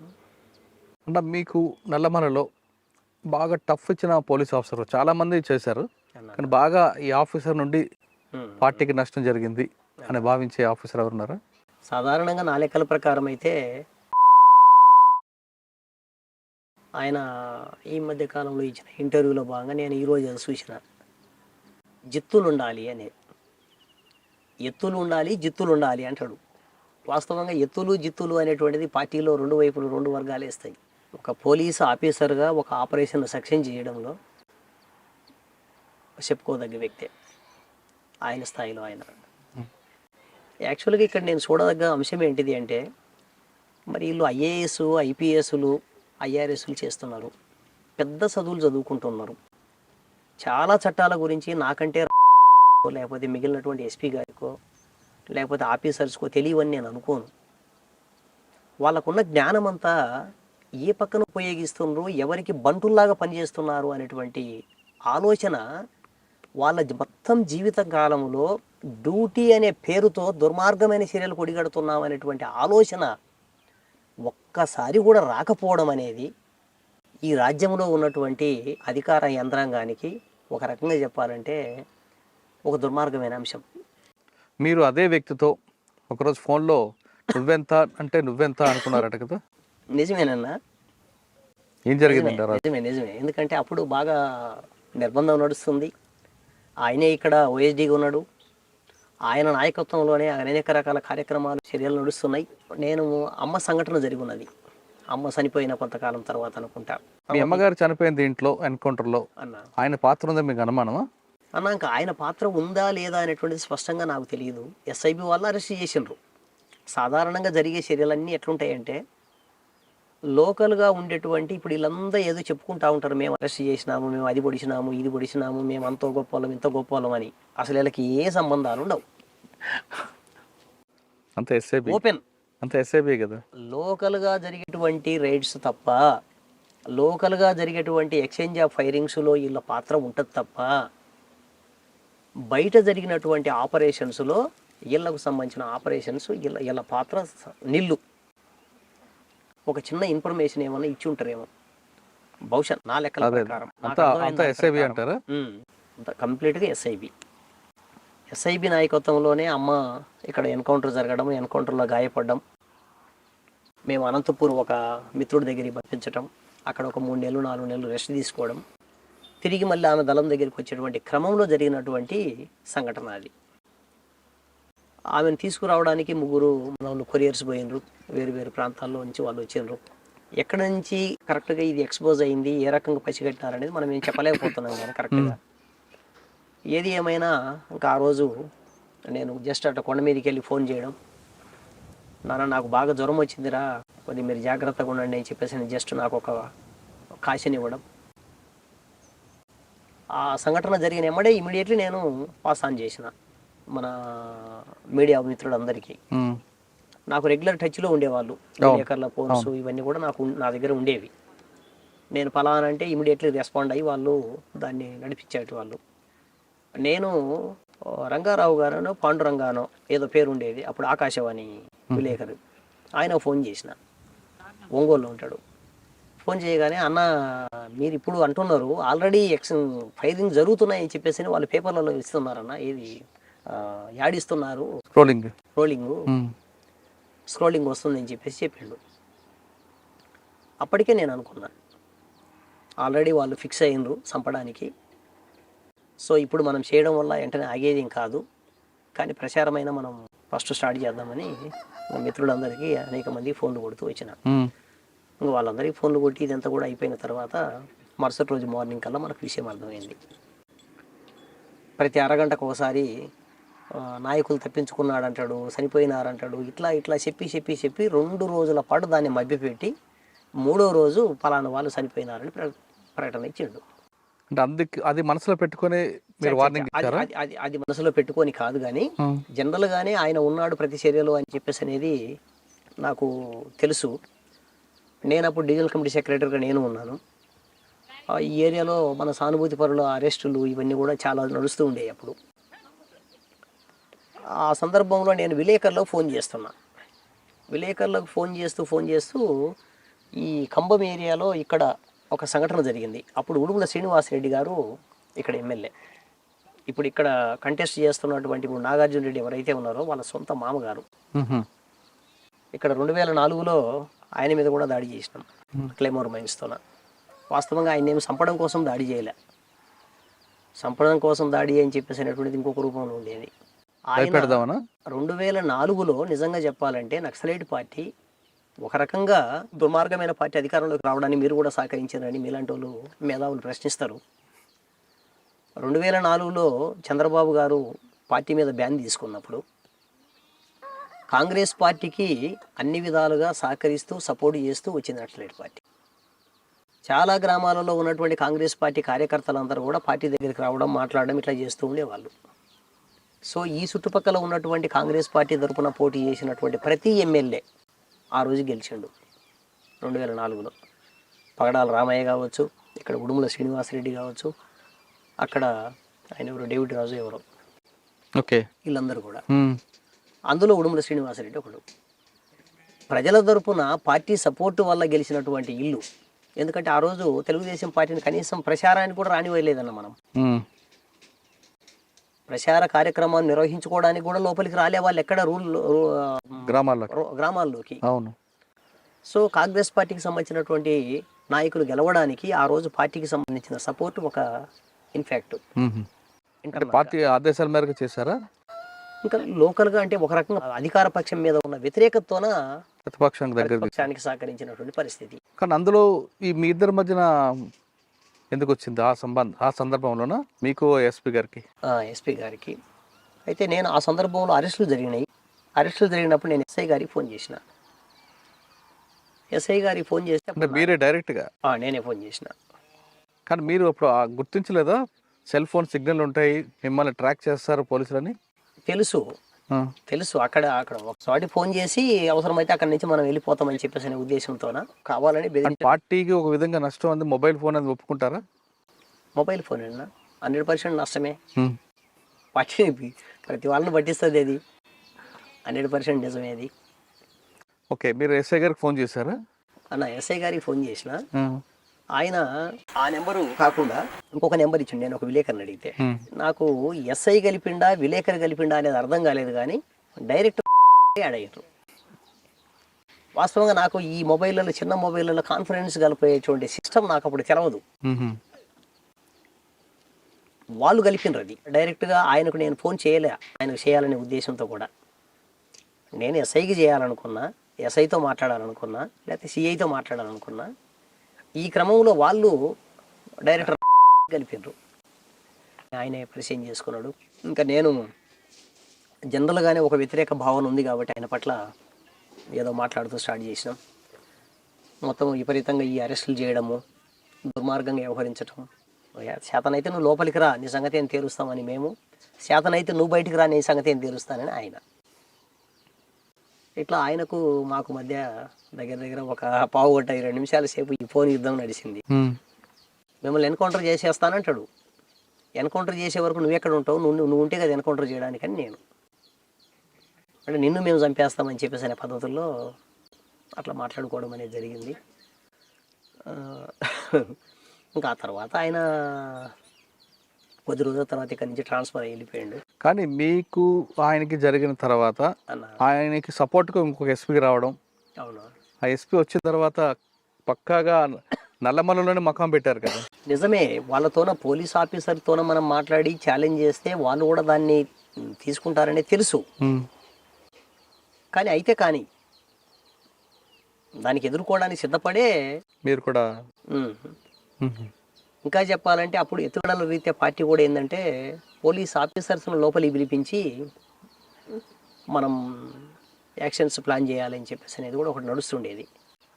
నిజంగా పోలీసు యాక్షన్స్ మనం ఎప్పుడైతే యాక్షన్స్ చేసినామో, యాక్షన్స్ చేసినప్పుడు ఎప్పుడు అరగంటలో, పావు గంటలో, గంట సేపట్లో వచ్చిన పోలీస్ ఆఫీసరే లేడు. వీళ్ళందరికీ తెలుసు వీళ్ళు ప్లాన్డ్గానే ఈ పని చేస్తారు అని చెప్పేసి అనేది వాళ్ళకు ఒక అవగాహన ఉంది కనుక, కాబట్టి ఎవరినో కింద వాళ్ళని పంపిస్తారు వాళ్ళు బలవుతారు ఆపరేషన్ కోసం. ఈ పొట్టకోటి కోసం మేము ఉద్యోగం చేస్తున్నాము అని చెప్పేసి అని చెప్పుకునేటువంటి పోలీసు వాళ్ళు బలి అవుతారు. దాంట్లో ఆఫీసర్స్ ఇక్కడ ఏమి ఉండరు, ఆపరేషన్లో ఎక్కడో ఉంటారు. 4 టీములు ఉంటే ఆ 4 టీములలో హెడ్ టీంలో ఉంటాడు, లేకపోతే చివరి టీంలో ఉంటాడు, ఫ్రంట్లో ఉండేది ఎవడో ఉంటాడు. సరే ఇంకా అట్లా నడిచిన తర్వాత ఆయనకు సపోర్టుగా కొద్ది రోజుల తర్వాత మళ్ళీ ఇంకొక ఆఫీసర్ కూడా వచ్చినాడు అనే విషయం కూడా తెలుసు. అట్లా ఇంకా మొత్తం నల్లమలలు సెంటర్ చేసుకొని అడ్డబెట్టి మొత్తం చాలామంది సానుభూతి పనులను అరెస్ట్ చేయడము, ఇట్లా కార్యక్రమాలు చేస్తూ అట్లా కొనసాగిస్తూ వచ్చారు. గారు కాకుండా మీకు బాగా టఫ్ ఇచ్చిన ఆఫీసర్ ఎవరంటే? దాడి జరిగింది అప్పట్లో ప్రకాశం జిల్లాకు సంబంధించిన సంఘటనలో. ఎవరు దాడిలో పాల్గొంది? ఎవరు? ముఖ్యమైన సంఘటన నల్లమలలో ఒక పెద్ద ఇన్సిడెంట్ చేసి ఆయన్ని అటెన్షన్ డైవర్షన్ చేయడానికి చేశారు, అది వాస్తవం? లేదన్న, అట్లేం లేదు. మనం అప్పుడు ఒకటి బెటాలియన్ మీద ఒక యాక్షన్ చేయాలని ప్లాన్ చేసుకున్నాము. ఒకవేళ అది కాదు అనుకుంటే ఆల్టర్నేటివ్గా ఎస్పీ గారిది, ప్రధానం ఎస్పీ గారిది. అది కాకపోతే సెకండరీగా అది. అంటే మొత్తం విపరీతంగా నల్లమల మీద ఆపరేషన్ జరుగుతుంది కాబట్టి శత్రువు దృష్టి మళ్లించాలి అంటే పల్లెటూర్లలోకి వచ్చి పూర్తిగా జంగిల్లో కుంబింగ్ స్టార్ట్ చేసిండు ఫారెస్ట్ లోపల. ఈ ఫారెస్ట్ వైపు ఉన్నటువంటి ఆపరేషన్ దృష్టిని అర్బనంలో కూడా దాడులు చేస్తారు అని చెప్పేసి దాని వైపు మళ్లించడం కోసమే అందులో భాగంగానే ఆ యాక్షన్స్ ప్లాన్ చేయడం. అటాక్ ప్లాన్ ఎవరిదండి? ఎవరెవరు పాల్గొన్నారు? మా స్టేట్ కమిటీదేనా. మీరు లేరు అందులో? మా స్టేట్ కమిటీదే ఉన్నాం. కానీ అందులో ఒక అమాయకుడు చనిపోయాడు కదా, బాధ అనిపించలేదు మీకు? ఒకరు కదన్నా, 2 చనిపోయారు. ఇద్దరు. వాస్తవంగా చాలా బాధాకరమైన అంశమే. ఎందుకంటే చదువుకుంటున్న 2 పిల్లలు, వాళ్ళు ఆ సందర్భంలో అక్కడికి వచ్చేటువంటి సమయం కాదు, మధ్యాహ్నం టైం అది. మరి ఆ సమయంలో వాళ్ళు అక్కడికి ఎందుకు వచ్చినారో ఏమో తెలియదు. వాస్తవంగా ఆపరేషన్ సిస్టమ్ కూడా జనరల్గా మాకున్నటువంటి కొద్దిపాటి పరిజ్ఞానంతోన వాస్తవంగా అటువంటి ప్రాంతాన్ని ఎంచుకోవడం అనేది జరిగింది. వాస్తవంగా ఆ ప్రాంతం కాకుండా ఉంటే బాగుండేది. తర్వాత మీరు ఆ సమీక్షలో తప్పు ఒప్పుకుంటారా? క్షమాపణ చెప్పారు? క్షమాపణ చెప్పినాం, బహిరంగ స్టేట్మెంట్ ఇచ్చినాం. మా వైపు నుంచి జరిగినటువంటి తప్పిదాన్ని క్షమించాలని చెప్పిన 10 సార్లు మనం అడిగినాం. మా నుంచి జరిగిన, పార్టీ నుంచి జరిగినటువంటి తప్పిదాన్ని మన్నించాలని ఓపెన్ స్టేట్మెంట్ కూడా ఇచ్చినాం ఆ కుటుంబానికి. నల్లమల తర్వాత ఎటువైపు వెళ్ళారు మీరు?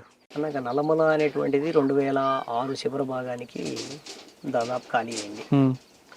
ఈ చివరి దశలో ఒక ప్రయత్నం చేద్దామని చెప్పేసి రాష్ట్ర కమిటీ స్థాయిలో చర్చలు జరిగి నేను, అదే మన కోనపూరి ఐలయ్య, సాంబశివుడు, తర్వాత ఇక్కడ మన మహబూబ్ నగర్ నుంచి ఒక కామ్రేడు, అట్లా ఒక ముగ్గురుతోన ఏది మన జోనల్ కమిటీని ఒకదాన్ని ఏర్పాటు చేసినాం. ఈ జోనల్ కమిటీ కింద గుంటూరు, నల్గొండ, ప్రకాశం వివిధ ప్రాంతాలకు సంబంధించిన ధర నిర్మాణాలన్నిటినీ ఒక సెంట్రలైజ్డ్ చేసి ఈ సెంట్రల్ ఆపరేషన్ అనేటువంటి దగ్గర నుంచి మనం నడిపించాలి 4 జిల్లాల పరిధిలో అని చెప్పి కూడా అనుకున్నాం. అయితే నిర్బంధం తీవ్రంగా పెరగడం వల్ల సాధ్యం కూడా కాలేదు. మేము ఆ నిర్ణయం తీసుకున్న తర్వాత కూడా మళ్ళీ మాకు నష్టాలు జరుగుతూ వచ్చినాయి, చాలా నష్టాలు. దగ్గర ఓ 10-15 మంది కామ్రేడ్స్ మళ్ళీ చనిపోయినారు. సో ఇంక ఇది కరెక్ట్ కాదు అని చెప్పేసి తాత్కాలికంగా విరమించుకొని ఇక్కడ ఉన్నటువంటి మొత్తం ఆర్గనైజేషన్ ఎత్తేయాలని నిర్ణయం తీసుకున్నాం. అందులో భాగంగా చివరి అంకంలో ఇక్కడ ఉన్నటువంటి లాజిస్టిక్స్, కొన్ని వెపన్స్, మందుగుండు వగైరా ఇవన్నీ కూడా వేరు ప్రాంతాల్లో పంపించడం జరిగింది. ఆ చివరి టైంలోనే అనుకోకుండా మేము కూడా పశ్చిమ కనుమల వైపు వెళ్ళాలి. పార్టీ మమ్మల్ని పశ్చిమ కనుమల వైపు పంపించడానికి సిద్ధం చేసింది సెంట్రల్ కమిటీ, స్టేట్ కమిటీ. అప్పుడు సెంట్రల్ కమిటీ నిర్ణయం. సో ఆ టైంలో మేము నేను చెన్నై వైపు ఉండేవాడిని. చెన్నై వైపు పోయి ఇక్కడికి వచ్చి జస్ట్ ఈ వర్క్ ఈ పనులు కొత్త రోజులు చూసుకొని అటు పోదామని చెప్పేసి అని వచ్చిన. ఈలోపు సాంబశివుడికి సంబంధించిన సంఘటన లింకులో ఆ సరుకులు సామాగ్రి అంతా కూడా బయటికి పంపే క్రమంలోనే సింగా ప్రసాద్ అని మా ఆర్గనైజేషన్లో భాగంగా నా మిత్రుడు ఒక ఆయన, ఇంకా మిగిలిన కొంతమంది కామ్రేడ్స్ అరెస్ట్ అయ్యారు. ఇంకా అరెస్ట్ అయిన తర్వాత అది కూడా ప్లాన్ అంతా రద్దు అయిపోయింది. ఇంకా మేము ఈ అనివార్యమైనటువంటి పరిస్థితుల్లో చెన్నై పక్కలోనే ఒక చిన్న షెల్టర్ తీసుకొని అక్కడే ఉండేవాళ్ళం, నేను మా మిస్సెస్ మాధవి. ఈ క్రమంలో నేదురుమల్లి జనార్దన్ రెడ్డి గారి మీద అటాక్ ఎవరు చేస్తుంటారు? నా పార్టీ నిర్మాణంలో భాగంగానే ఏరియా టీం. అది కూడా ఫెయిల్ అయింది కదా? ఫెయిల్ అయింది. ఎందువల్ల? టెక్నికల్ ఇష్యూ అది కూడా. ఇంకా అది టెక్నికల్ సమస్య అనేది రివ్యూలో నేను లేను. మన టీమే కానీ డైరెక్ట్ స్టేట్ కమిటీ నుంచి ఒక టీమును సపరేట్ చేసి పంపించారు. ఓకే అన్న, పార్టీ ఆయుధాలు బయట నుంచి వచ్చేవి, కానీ రాకెట్ లాంచర్ అనేది నల్లమల నుంచి స్టార్ట్ చేశారు. రాకెట్ లాంచర్ డైరెక్ట్గా పట్టుకొస్తే పోలీసులు పట్టుకుంటారని దాన్ని పార్టీగా విడదీసి ఇదే ప్రాంతంలో చెన్నైలో తయారు చేసి ఈ ప్రాంతం నుంచి తీసుకెళ్లేవారు. ఒక్కసారి అది ఎలా లోపలికి వచ్చేది, ఏ విధంగా దాన్ని అసెంబ్లింగ్ చేసేవారు? అన్న మనకు కొరియర్ ద్వారా వచ్చాయి. ఈ కొరియర్ ద్వారా వచ్చినటువంటి వాటిని మనం ఇక్కడ సమకూర్చుకునే వాళ్ళం. ఇక్కడ గిద్దలూరు కానీ ఖమ్మం కానీ మనకు కొరియర్ ద్వారా వచ్చాయి. అప్పుడు కొరియర్ ద్వారా రావడం అనేటువంటిది నార్మల్గా ఈ ఆటోమొబైల్స్కు సంబంధించిన సామాన్లు కూడా వేరు వేరు ప్రాంతాల నుంచి వస్తూ ఉంటాయి. క్రాంతి ట్రాన్స్పోర్ట్స్. కాబట్టి ప్రత్యేకమైనటువంటి నిఘా, దాని మీద ప్రత్యేకమైనటువంటి చెకింగ్ అటువంటివి ఉండేవి కాదు. మన వాళ్ళు అక్కడ తయారు చేసి వాటిని చిన్న చిన్న ముక్కలు చేసి పార్ట్స్గా పంపించేవాళ్ళు ఇక్కడికి. మనం ఇక్కడ రిసీవ్ చేసుకొని మన వెహికల్స్ ద్వారా మనం బయటికి తీసుకొని రూరల్. అంటే నల్లమల లోపలికి ఎలాగొచ్చేవి? ఎక్కువ ఏ దారి ఎంచుకునేవారు? నల్లమల అంటే మన గిద్దలూరు నుంచి దిగోమీటర్ రూటు ఒకటి ఉంది. దిగోమీటర్ నుంచి డైరెక్ట్ గుల్ల బ్రహ్మేశ్వర మఠం అని చెప్పేసి లోపల ఉంటుంది, జీపీఎం అంటారు. ఇంకా అదంతా కూడా కంప్లీట్గా ఫారెస్ట్. ఓకే, పెద్ద ఫారెస్ట్ లోపల. అంటే ఇక్కడ నుంచి ఒక 40 కిలోమీటర్ల లోపటి భాగం. మొత్తం ఇది ఎంత కలిపితే 80 కిలోమీటర్లు అన్న. నల్లమలకు సంబంధించిన వెడల్పు 80 కిలోమీటర్ల విస్తీర్ణం. ఇంకా చెప్పాలంటే 90-95 వరకు వేసుకోవచ్చు. కర్నూలు మహబూబ్ నగర్ వరకు. మహబూబ్ నగర్ నట్టు పక్కన పెడితే మీరు మహబూబ్ నగర్ లెక్కేసినా, కర్నూలు టు ప్రకాశం లెక్కేసినా, ఇట్లా దీని మధ్యన ఉన్నటువంటి విస్తీర్ణం 90 కిలోమీటర్లు. 90 కిలోమీటర్లు. ఈ 90 కిలోమీటర్లలో 45 కిలోమీటర్లు కర్నూలు, 45 కిలోమీటర్లు ప్రకాశం. ఓకే, ఈ 40 కిలోమీటర్లు లోపలి భాగం ఏదైతే ఉందో అది జీబీఎం, గుల్ల బ్రహ్మేశ్వర మఠం. దగ్గర దగ్గర 36 కిలోమీటర్ల పైసలకు వస్తుంది దిగుమీటర్ దగ్గర నుంచి లోపలికి వెళ్ళడానికి. మనం అక్కడ ఒక రకంగా చెప్పాలంటే ఫారెస్ట్ డిపార్ట్మెంట్లో మన మిత్రులు ఉండేవాళ్ళు ఆ రోజుల్లో. ఎందుకంటే వాళ్ళంతా కూడా ఫారెస్ట్లోనే పనిచేసేవాళ్ళు. తర్వాత బ్యాంబు కటింగ్ నడుస్తూ ఉండేది. బ్యాంబు కటింగ్ నడుస్తున్నప్పుడు కాంట్రాక్టర్లు అంతా కూడా వెహికల్స్ పంపిస్తూ ఉండేటోళ్ళు లోపలికి. కాబట్టి మనకు డిపార్ట్మెంట్ నుంచి సహకారం ఉండేది, అట్లాగే కాంట్రాక్టర్ల నుంచి మనకు సహకారం ఉండేది. ఇంకా చెప్పాలంటే కొన్ని సందర్భాలలో మనమే సొంత వెహికల్ పెట్టుకొని కూడా చాలా రోజుల పాటు మెయింటెనెన్స్ చేసుకుంటాం. ఈ క్రమంలో ఇప్పుడు పోలీసులు ఎదురుపడలేదా? పోలీసులు ఎదురుపడతారు. ఏం చెప్పేవారు వాళ్ళకి? ఎదురైతాయి. ఏం చెప్పేవారు? మెయింటెనెన్స్ చేసుకుంటూ వస్తారు. ఆపరేషన్ టీమ్స్ ఇవన్నీ ఆపరు.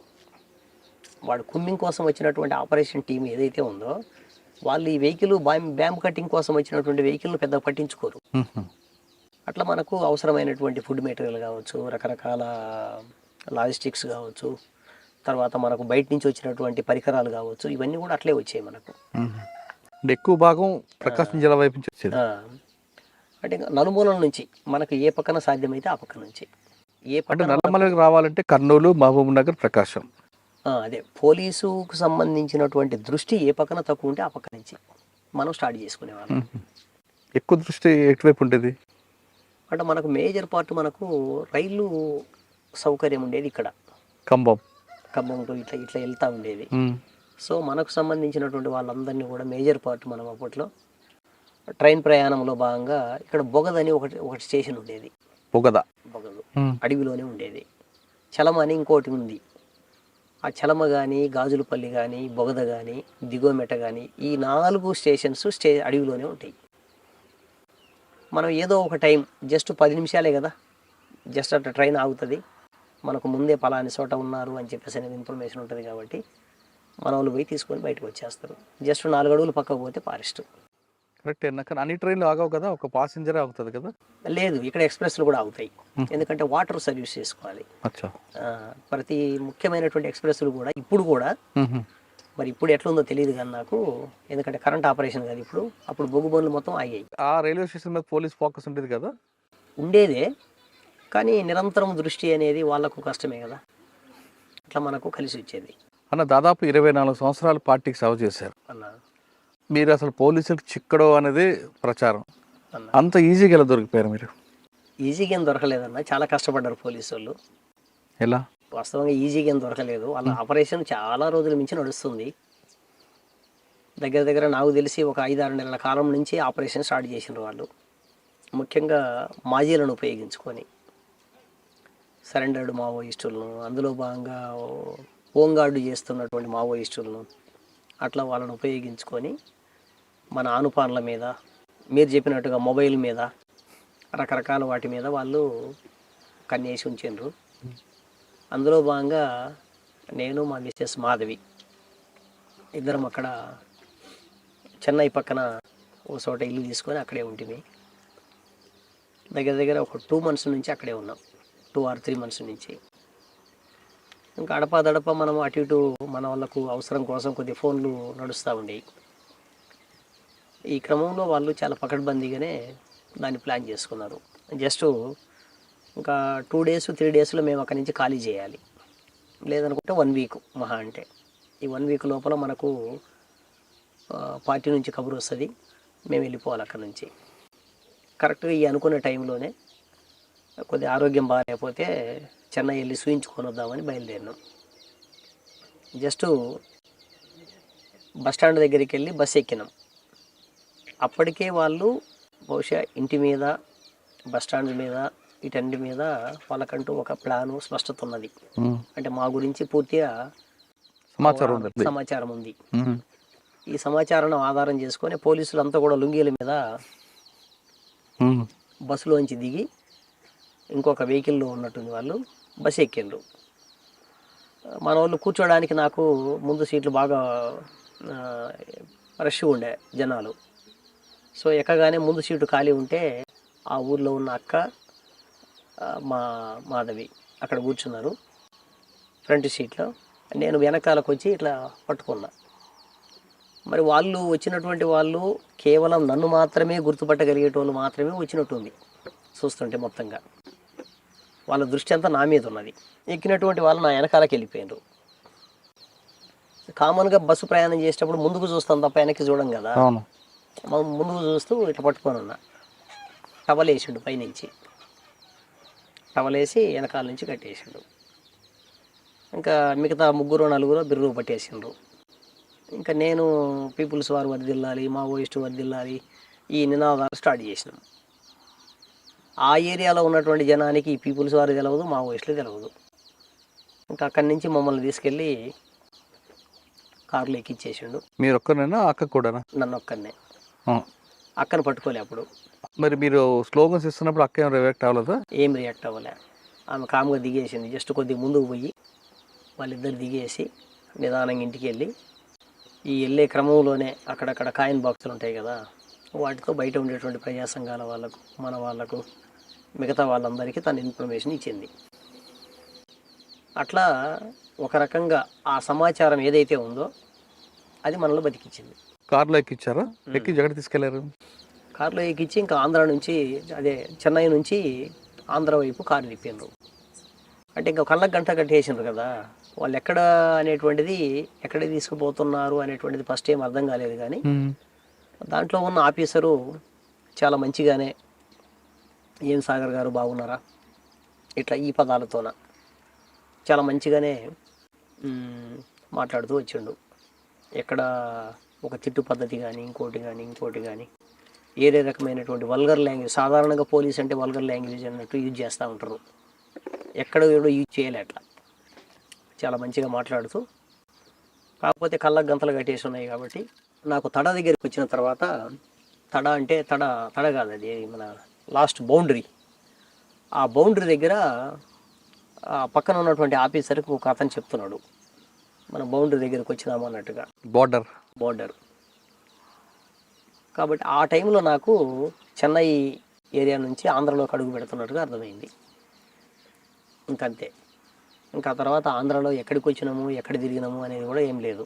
దాదాపు దగ్గర ఒక 8-9 గంటల పాటు కంప్లీట్గా ప్రయాణమే. ఈ 8-9 గంటల కాలంలోనే మొత్తం ఇంట్రాగేషన్ కూడా.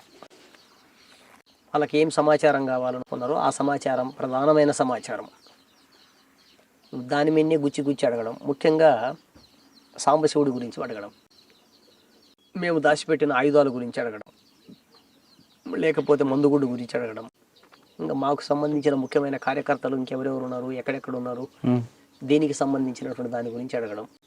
ఇట్లా ఇంట్రాగేషన్ అనేటువంటిది చేసుకుంటూ దాదాపు 7-8 గంటల పాటు కంప్లీట్గా తిప్పిండ్రు. తెల్లవారుజామున 3-4 గంటల తర్వాత ఒక రూమ్లో తీసుకెళ్ళిండ్రు. అక్కడ వెహికల్ దింపిండ్రు. వెహికల్ దింపి 1 గంట 2 గంటల సేపు ఏదో మాట్లాడిండ్రు, ఆ విషయాలు ఈ విషయాలు. తర్వాత మళ్ళీ వెహికల్ ఎక్కించిండ్రు. వెహికల్ ఎక్కించి డ్రెస్ మార్చుకోమని చెప్పేసి అనే యాంగిల్లో ఈ ప్యాంట్ షర్ట్ ఇప్పేసి ఇంకోటి వేసుకో అని చెప్పేసి అని మాట్లాడిండ్రు. సో అక్కడి నుంచి ఇంకా కొంత దూరం ప్రయాణం చేసిన తర్వాత 1 గంట గంటన్నర తర్వాత పాండురంగారెడ్డి సాగర్ అంటే బహుశా నాకు తెలిసి ఎవరో ఒక ఆఫీసర్ మాట్లాడిండు ఫోన్. సార్ సిగ్నల్ తక్కువ వస్తుంది సార్ అని చెప్పేసి అవతల అతను మాట్లాడుతున్నాడు. సిగ్నల్ తక్కువ వస్తుంది అంటే ఏ ఏరియా ఉండొచ్చు అని చెప్పేసి నేను ఎక్స్పెక్ట్ చేస్తూ వస్తున్నా. అంటే సో ఏదో ఒకటి ఫారెస్ట్ ప్రాంతం అయి ఉండొచ్చు అని అనుకుంటున్నా. ఏం ఆలోచిస్తున్నావు? సరెండర్ అవుతావా, చనిపోతావా? రెండే. నువ్వేం చేస్తావు చేసి సార్, నేను సరెండర్ కాను అనే విషయాన్ని వెరీ క్లారిటీగా చెప్పిన. మీరు ఏమైనా చేసుకోండి, నేనుగా సరెండర్ కాను. ఈ సరెండర్ కాను అనేటువంటి పదం ఏదైతే ఉందో పోలీస్ ఆఫీసర్స్కి అస్సలు జీర్ణం అవడంలే. సరెండర్ కాకపోతే సస్తామంటారు. రైట్, చంపేసేయి. నువ్వు నన్ను పట్టుకున్నది సంపాదన కోసమే కదా. జరుగుతున్న యుద్ధంలో సావు అనేటువంటిది ఎప్పుడో చచ్చిపోతానని అనుకున్నాను నేను. నువ్వు సంపాదనుకుంటే చంపేసేయి అని నేను ఎప్పుడైతే రియాక్ట్ అయినో, నువ్వు చెప్తే వినేవాడివి కాదరా, నువ్వు సావడానికి సిద్ధపడుతున్నావు అనేటువంటి పద్ధతిలో మాట్లాడి కొద్ది వల్గర్గానే. అంటే ఇంక నువ్వు నీ అది నీ దురదృష్టం నువ్వేమనగా అనే పద్ధతిలో వెంటనే ఫోన్ పెట్టేశాడు. నాకు స్పీకర్ ఆన్ చేసి నా చేతికి ఇచ్చిండ్రు.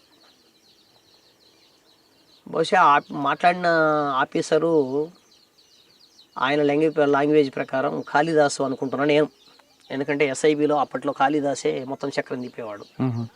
కొద్దిగా వల్గర్ లాంగ్వేజ్ తీరు ఇదంతా కూడా అయిందే. నేను మిగతా వాళ్ళకు సంబంధించిన ఇంటరాగేషన్స్ ఇవన్నీ కూడా చూసిన. మా వాళ్ళు గతంలో చెప్పేవాళ్ళు. మా గురువు గారు శాఖమూరి అప్పారావు గారు, ఆయనకు చాలా అనుభవం ఉంది ఈ అరెస్టులు, పోలీస్ ఆపరేషన్స్ వీటన్నిటిలో కూడా. అరెస్టునైన మా మిత్రులందరూ కూడా కాళిదాసు గురించి ప్రత్యేకంగా చెప్పేవాళ్ళు, ఏ పద్ధతుల్లో వ్యవహరిస్తాడు అని. బహుశా నేను అట్లా అనుకున్నా. జస్ట్ కొద్దిసేపటికి వాళ్ళు ఇంకొద్దిగా లోపలికి ఇంకొక అరగంట తర్వాత మళ్ళీ నాకు బాగా ఈరుని వస్తూ ఉన్నాయి, అవకాశం ఇవ్వడంలే. ఇక్కడే పోసుకో అంటారు, అవకాశం రావడంలే. సరే ఇంకట్లా బాగా బాధపడుతూ లాస్ట్కి ఇంకేముంది, ఒక 5-10 నిమిషాలు నువ్వు చనిపోతావు, నీ చివరి కోరిక ఏదో చెప్పు అన్నాను. నా చివరి కోరిక సపరేట్గా ఏం లేదు సార్. 5-10 నిమిషాల కాలం గడిచిన తర్వాత మరి వాళ్ళు ఏమనుకున్నారో ఏమో, చెడబడ అంటే ఫోన్లో అసహనంతో మాట్లాడుకుంటా ఉన్నారు వాళ్ళు. ఇంత దూరం పంపించినారు, ఇక్కడ చేసింది ఏం లేదు, పొడిచింది ఏం లేదనే పద్ధతిలో. బహుశా నాకు తెలిసి ఏంటంటే పోలీస్ ఆఫీసర్స్ అప్పటి వరకు చంపేయమని చెప్పి ఏదో కట్టుకథ అలండి ఎన్కౌంటర్ కథ అని చెప్పి ఆ తర్వాత అది వద్దు అని ఉంటారు అనుకుంటున్నాను నేను. అంటే వాళ్ళ మధ్య జరిగిన సంభాషణ మీరు ఊహించారు. అదే అనుకుంటున్నాను నేను ఊహించి. ఎందుకంటే డ్రెస్సును చేంజ్ చేయించారు. నీ చివరి కోరిక ఏదో అడుగు అన్నాడు. చివరి కోరికలు నాకేమి లేవు విడిగా అన్న. ఇట్లా జరిగిన తర్వాత ఇంకా తర్వాత వాళ్ళు మాట్లాడుకున్నారు. ఆ సిగ్నల్ కూడా కరెక్ట్ రావడం లేదంటున్నారు. అక్కడి నుంచి మళ్ళీ తిరిగి కారు టర్న్ అయింది. కారు టర్న్ అయిన కొద్దిసేపటికి ఓపెన్గా అంటే పోలీసులలో కూడా మా మిత్రులు ఉంటారు అని చెప్పడానికి ఒక చిన్న ఉదాహరణ ఏమంటే, వాళ్ళు ఎవరో నాకు తెలియదు. తిరుగు మళ్ళీ ప్రయాణం స్టార్ట్ అయింది. నాకు ఒక రూమ్ దగ్గరికి తీసుకొచ్చిండ్రు. ఆ రూమ్లో వదిలిపెట్టేసి అప్పుడు నా చేతులకు ఉన్న కట్లు అవన్నీ తీసేసి మామూలుగానే పాస్కి వెళ్ళి వచ్చిన. అప్పుడు నాకు పరిచయం అయినరు. అప్పటి వరకు లోకల్ పోలీసులు ఎవ్వరు కూడా కనీసం టవల్ ఇప్పి వాళ్ళు నా ఎదురుగా నిలబడడం కానీ నా ఎదురుగా నాతో మాట్లాడడం కానీ అని ముచ్చటే లేదు. ఎక్కడ పరిచయం ఇప్పుడు? అదే ఆ రూమ్లో. ఎక్కడ ఆ రూమ్ ఎక్కడ? గుర్తుపట్టినావా సాగర్ అన్నాడు. లేదు సార్ నేను గుర్తుపట్టలేదన్నా. లేదు చాలాసార్లు తిరిగినావు కదా నా కోసం అన్నాడు. లేదు సార్ నీ కోసం నేను తిరుగుడేంది, నేను పోయేది అన్నాడు. Right okay thank you sir కూర్చోండి అన్న. ఇంకా ఆయన ఏదేదో మాట్లాడుతూ ఉన్నాడు. ఇంకా మిగతా 5-6 మంది పోలీస్ ఆఫీసర్స్ ఉన్నారు పక్కన. మీరు ఆయన కోసం కూడా తిరిగారా? తిరిగిన మాట వాస్తవమే. కానీ ప్రతి జనరల్గా ఏం చేస్తామంటే పోలీస్ ఆఫీసర్స్ ఎవరు వచ్చినా వాళ్ళు ఏ పొజిషన్లో ఉన్నారు, ఏంటిది, వాట్ ఈజ్ వాట్, ఎక్కడ నివాసము, వాళ్ళకున్న క్యారెక్టర్ ఏంది, వాళ్ళకున్న పని ఏంది, పరిస్థితి ఏంది అని చెప్పేసి దాన్ని సాధారణంగా అబ్జర్వేషన్లో ఉంచుతాం.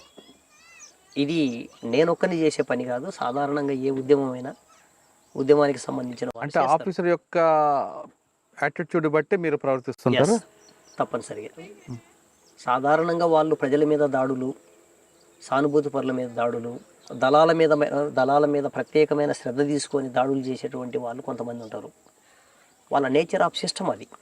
వాళ్ళ పట్ల ఒకలాగా ఉంటుంది, సానుభూతి పరంగా ఉండి ప్రజల పట్ల సానుభూతి పరంగా ఉండి ప్రజల పట్ల పనిచేసే ఆఫీసర్ పట్ల ఇంకో రకంగా ఉంటుంది. ఎందుకంటే నాకు తెలిసిన పోలీస్ ఆఫీసర్స్ నేను అరెస్ట్ అయిన తర్వాత చాలామంది ఆఫీసర్స్తో మాట్లాడినాను. నిజంగానే డ్యూటీలో భాగంగా కొన్ని సంఘటనల్లో కొన్ని కార్యక్రమాల్లో ఉన్నప్పటికీ, ఎందుకంటే పోలీస్ ఆఫీసర్స్తో మేము కూడా అట్లాగే ఉన్నాం. ఉదాహరణకి మాకు 2 ఎస్ఐలు దొరికినారు ఆత్మకూరు దగ్గర. మేము కిడ్నాప్ చేసినాం. అప్పట్లో కిడ్నాప్ చేసి ఎవరైతే మా సహచరులు అరెస్ట్ అయిన సానుభూతి పరులు వీళ్ళందరూ ఉన్నారో వాళ్ళని విడిచిపెట్టండి అని చెప్పి డిమాండ్ పెట్టినాం. ప్రభుత్వం స్పందించే పరిస్థితి లేదు. సో ఇంకా ఈ పరిస్థితుల్లో ఏం చేయాలి మేము? ఒకటి చంపాలి, లేకపోతే వదిలిపెట్టాలి. వాళ్ళని చాలా బాగా చూసుకున్నాం, మంచిగా వదిలిపెట్టేసినాం.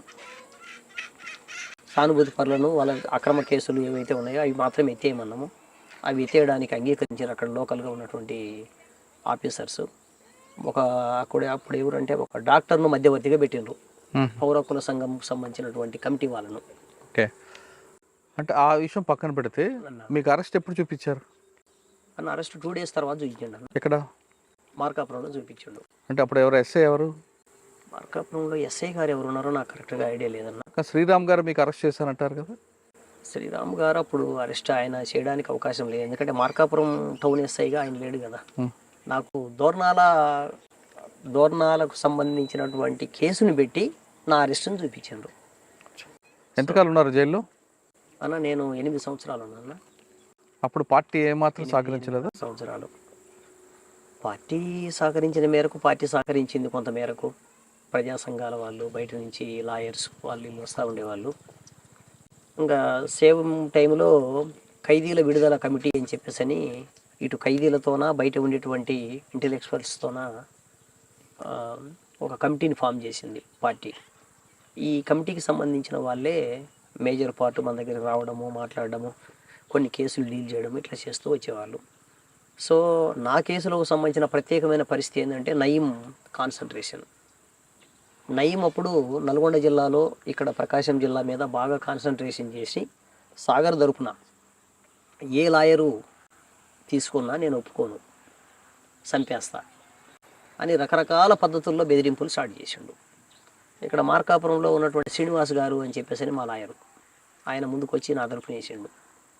వాళ్ళ మీద దాడి చేస్తామని, బాంబులు పెడతామని, అదేని ఇదేని రకరకాల పద్ధతుల బెదిరింపులు ఇవన్నీ కూడా స్టార్ట్ చేసిండ్రు. ఈ నేపథ్యంలో ఏ ఒక్క లాయరు ఏ ప్రాంతంలో కూడా నా తరపున వచ్చి వాదించడానికి ముందుకు భయపడుతూ ఉండేవాళ్ళు. ఈ క్రమంలో నా అంతటా నేనే IPC, CrPC, Indian evidence act ఇవన్నీ నేను జైలుకి తెప్పించుకొని నాకు నేనుగా ఎల్ఎల్బిని ఒక రకంగా ప్రిపేర్ అయిన జైల్లో. ప్రతి కోర్టులో సార్ తెలుగులో వాదించడానికి నాకు అవకాశం ఇవ్వండి, నా కేసులు నేను వాదించుకుంటానని నేను అర్జీలు పెట్టుకోవడం స్టార్ట్ చేసిన జడ్జి గారికి. ఆ రకంగా మేజర్ కేసులు, చిన్న చిన్న కేసులు మొత్తం కంప్లీట్గా నేను నాకు నేనే చేసుకొని నాకు నేనే కొట్టేయించుకున్నా. అన్న ఈ క్రమంలో మీకు నచ్చిన పోలీస్ ఆఫీసర్ చెప్పండి. నాకు నచ్చిన పోలీస్ ఆఫీసరు అంటే అప్పట్లో ఇక్కడ సిఐగా పనిచేస్తున్నాడు అన్న, ఎస్ఐగా అక్కేశ్వరరావు అని. అక్కేశ్వరరావు ఇప్పుడు సిఐ. బహుశా మొన్న ఈ మధ్య కాలంలో ఎప్పుడో యాక్సిడెంట్ జరిగిందని కూడా నేను విన్నా పేపర్లలో. అంటే సాధారణంగా పోలీసు సంబంధించినటువంటి వేషభాషలు, దానికి సంబంధించిన ఏది ఆ ఐడియాలజీ దాంట్లో మొత్తంగా మార్పు అని నేను అన్ను, కానీ కొద్దిపాటి చిన్న మార్పు. ఆయన ఇక్కడ సిఐగా ఉన్నాడు, ఇక్కడ ఫస్ట్ ఎస్ఐగా ఉన్నాడు, దోర్నాలి ఎస్ఐగా. దోర్నాలి ఎస్ఐగా ఉన్నటువంటి రోజుల్లో ఆయన రకరకాల జిత్తులు వేసిండు. అయితే ఆయనకు ఎస్సీ సామాజిక వర్గం నుంచి వచ్చిండు, పల్నాడు ఏరియా. కొంత నాకు అవగాహన ఉంది. తర్వాత ఆయననే ఇక్కడ నుంచి గిద్దలూరు ట్రాన్స్ఫర్ అయ్యిండు. గిద్దలూరు ట్రాన్స్ఫర్ అయినప్పుడు ఆయన అక్కడ లోకల్గా ఉన్నటువంటి పెత్తందారులకు వ్యతిరేకంగా ఎక్కడో చిన్న కార్యక్రమం, సాధారణంగా పోలీస్ ఆఫీసర్స్ పెద్దగా ఏం చేస్తారు, ఎక్కడో వాళ్ళు చెప్పినటువంటి దాన్ని చిన్న సంఘటనలో వాళ్ళు చేయలే. ఈ చేయకపోవడం అనేటువంటిది వాళ్ళ కోపం పెంచింది. అందులో భాగంగా ఎస్ఐ మీద వ్యతిరేకంగా రకరకాల నిరసన కార్యక్రమాలు ఇవన్నీ చేస్తూ ఉన్నారు. కరెక్ట్గా అదే సందర్భంలో రాజశేఖర రెడ్డి గారు అధికారంలోకి రావడం, ఇక్కడ ఉన్నటువంటి మొత్తం రాజకీయ నాయకులంతా కూడా పెత్తనం చేస్తూ ఉండడం, మాట తప్పి శాంతి భద్రతల సమస్య కాదు, ఇది సామాజిక సమస్య, నేను పరిష్కరిస్తానని చెప్పేసిన రాజశేఖర రెడ్డి ఒక రకంగా దొంగలాగా తిరిగి మళ్ళీ యుద్ధాన్ని మొదలుపెట్టి ప్రజల మీద దాడులు ఇవన్నీ కూడా స్టార్ట్ చేసాడు. ఈ నేపథ్యంలో మనం కూడా కౌంటర్ స్టార్ట్ చేసినాం. ఈ కౌంటర్ స్టార్ట్ చేసినప్పుడు మనము ఒక రాజకీయ నాయకుడిని యాక్షన్ చేసినాం. ఎవరైనా? ప్రతాప్ రెడ్డి అన్న. ప్రతాప్ రెడ్డి ఇక్కడ కంచిపల్లె పక్కన, ఆయన కాంగ్రెస్ పార్టీలో కొద్ది క్లియర్ రోల్ ఉంది. మీరు బయటకు వచ్చిన తర్వాత లోపల సంగతి నేను చెప్పేది, లోపల సంగతి అరెస్ట్ కాక ముందు భాగం. ఆ క్రమంలో ఆ పోలీస్ ఆఫీసర్ మీద మొత్తం ఆయనే చేయించినాడు అన్నట్టుగా పన్నారు వాళ్ళంతా. వాస్తవంగా ఆయనకి ఎటువంటి సంబంధం లేదు, అని నేను తర్వాత మళ్ళీ స్టేట్మెంట్ ఇచ్చిన. తర్వాత నేను బయటకు వచ్చిన తర్వాత ఇక్కడ కర్నూలుకు సంబంధించిన ఒక ఏఎస్పీ గారితో మాట్లాడినా.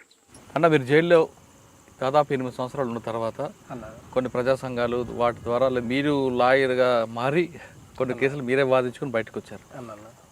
వచ్చిన తర్వాత అప్పటికి మీతో పాటు లోపలికి వెళ్ళిన మీ కుటుంబ సభ్యులందరూ ఒక్కొక్కరి దగ్గరికి వచ్చారా? నా 2014 ఫిబ్రవరి చివరిలో నేను రిలీజ్ అయింది. అయితే 2014 నాటికే పార్టీకి సంబంధించినటువంటి పార్టీ లోపటి నుంచి మా చెల్లెళ్ళు మిగతా వాళ్ళందరూ కూడా బయటికి రావడం అనేది జరిగింది. వాస్తవంగా మార్చి నాటికి జనవరి నాటికే వచ్చేసిండ్రు. నవంబర్ డిసెంబర్లోనే స్టార్ట్ అయ్యి బయటకు వచ్చేసిండ్రు. ఇంకా జనవరిలో కొంతమంది పోలీస్ ఆఫీసర్స్తోన వీళ్ళతో కూడా మన వాళ్ళు మాట్లాడిండ్రు. అప్పటి వరకు కంటిన్యూగా నా మీద కేసులు పెడుతూ వచ్చారు. కేసులు కొన్ని కొట్టేసినారు అంటే మళ్ళీ ఇంకొక కేసు మళ్ళీ స్టార్ట్ చేస్తారు. అట్లా వాళ్ళు ఒక తప్పుడు కన్ఫెషన్ స్టేట్మెంటు, మధ్యవర్తి నామా అని చెప్పేసి దాంట్లో దగ్గర ఒక 120-130 కేసులు రాసుకొని సంఘటనలు, వీటన్నిటిలో సాగర్ ఉన్నాడు అని చెప్పేసి దాన్ని చూపించగలరు. ఒకవేళ అటువంటిది ఆ కన్ఫెషన్ స్టేట్మెంట్ లేకపోయినా కూడా ఇంకొక దాన్ని ఎక్కడో సృష్టించి ఎవడో చెప్పినాడు అని చెప్పేసి అని ఒకదాన్ని మళ్ళీ లింకు చేసి, అంటే దీనికి ఒక చిన్న ఉదాహరణ ఏమంటే, డిఎస్పి గారు నాతోన సమావేశం వేసిండు. ఆయన ఏం చేసిండు అంటే, జైల్లో నేనున్న కాలంలోనే చివరి దశలో ఆయన నాతో మాట్లాడాలనుకున్నాడు. ఎందుకో పిలిపించిండు, వెళ్ళినాం ఎస్కట్టుతోనే తీసుకెళ్ళిన రాడికి. సాగర్ 7 సంవత్సరాల కాలం గడిచిపోయింది, జైలు జీవితం. నిన్ను చంపాలనుకుంటే అప్పట్లోనే చంపేటోళ్ళం. సరే, ఆ రోజు ఉన్నటువంటి ఉద్యమ పరిస్థితి, సావులు బతుకులు అనేటువంటి, ఇప్పటికైనా నువ్వేం ఆలోచిస్తున్నావు? ఏం లేదు సార్, మీరు ఏదో కేసులు పెడతా ఉన్నారు, నడుస్తూ ఉంది అంటే జైలు జీవితంలో నీకేం పెద్ద బాధ అనిపించడం లేదా? జైలు జీవితం వాస్తవంగా ప్రజల మధ్య లేకుండా చేయడం అనేటువంటిది పెద్ద బాధే. కానీ జైలు లోపల కూడా ఖైదీలతో సమావేశాలు ఏర్పాటు చేసి పోరాటాలు చేస్తున్నాం సార్. అక్కడ కూడా మీరు జైలు అధికారులను కనుక్కోండి అంటే ఏం మార్పు రాలేదా నీతో? ఈ యాంగిల్లో మాట్లాడాడు. మాట్లాడి ఫైనల్గా ఆయన ఏం చెప్తాడు అంటే, నా ముందు ఒక 6 నిమ్మకాయలు పెట్టిండు టేబుల్ మీద. అంటే జనరల్గానే ఉన్నాయి ఆడ. చూడు సాగర్, ఈడ 6 నిమ్మకాయలు ఉన్నాయి. కాదు 60 నిమ్మకాయలంట.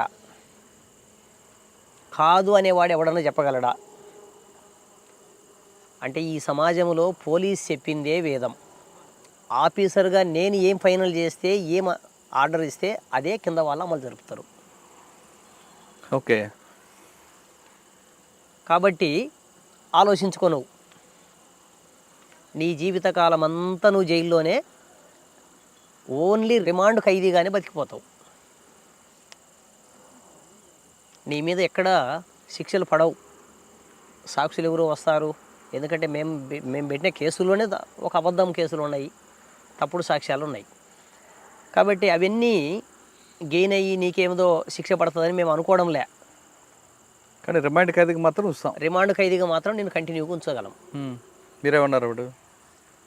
కాబట్టి 6 నిమ్మకాయలను 60 నిమ్మకాయలు చేయగలను, లేకపోతే 12 నిమ్మకాయలు చేయగలను.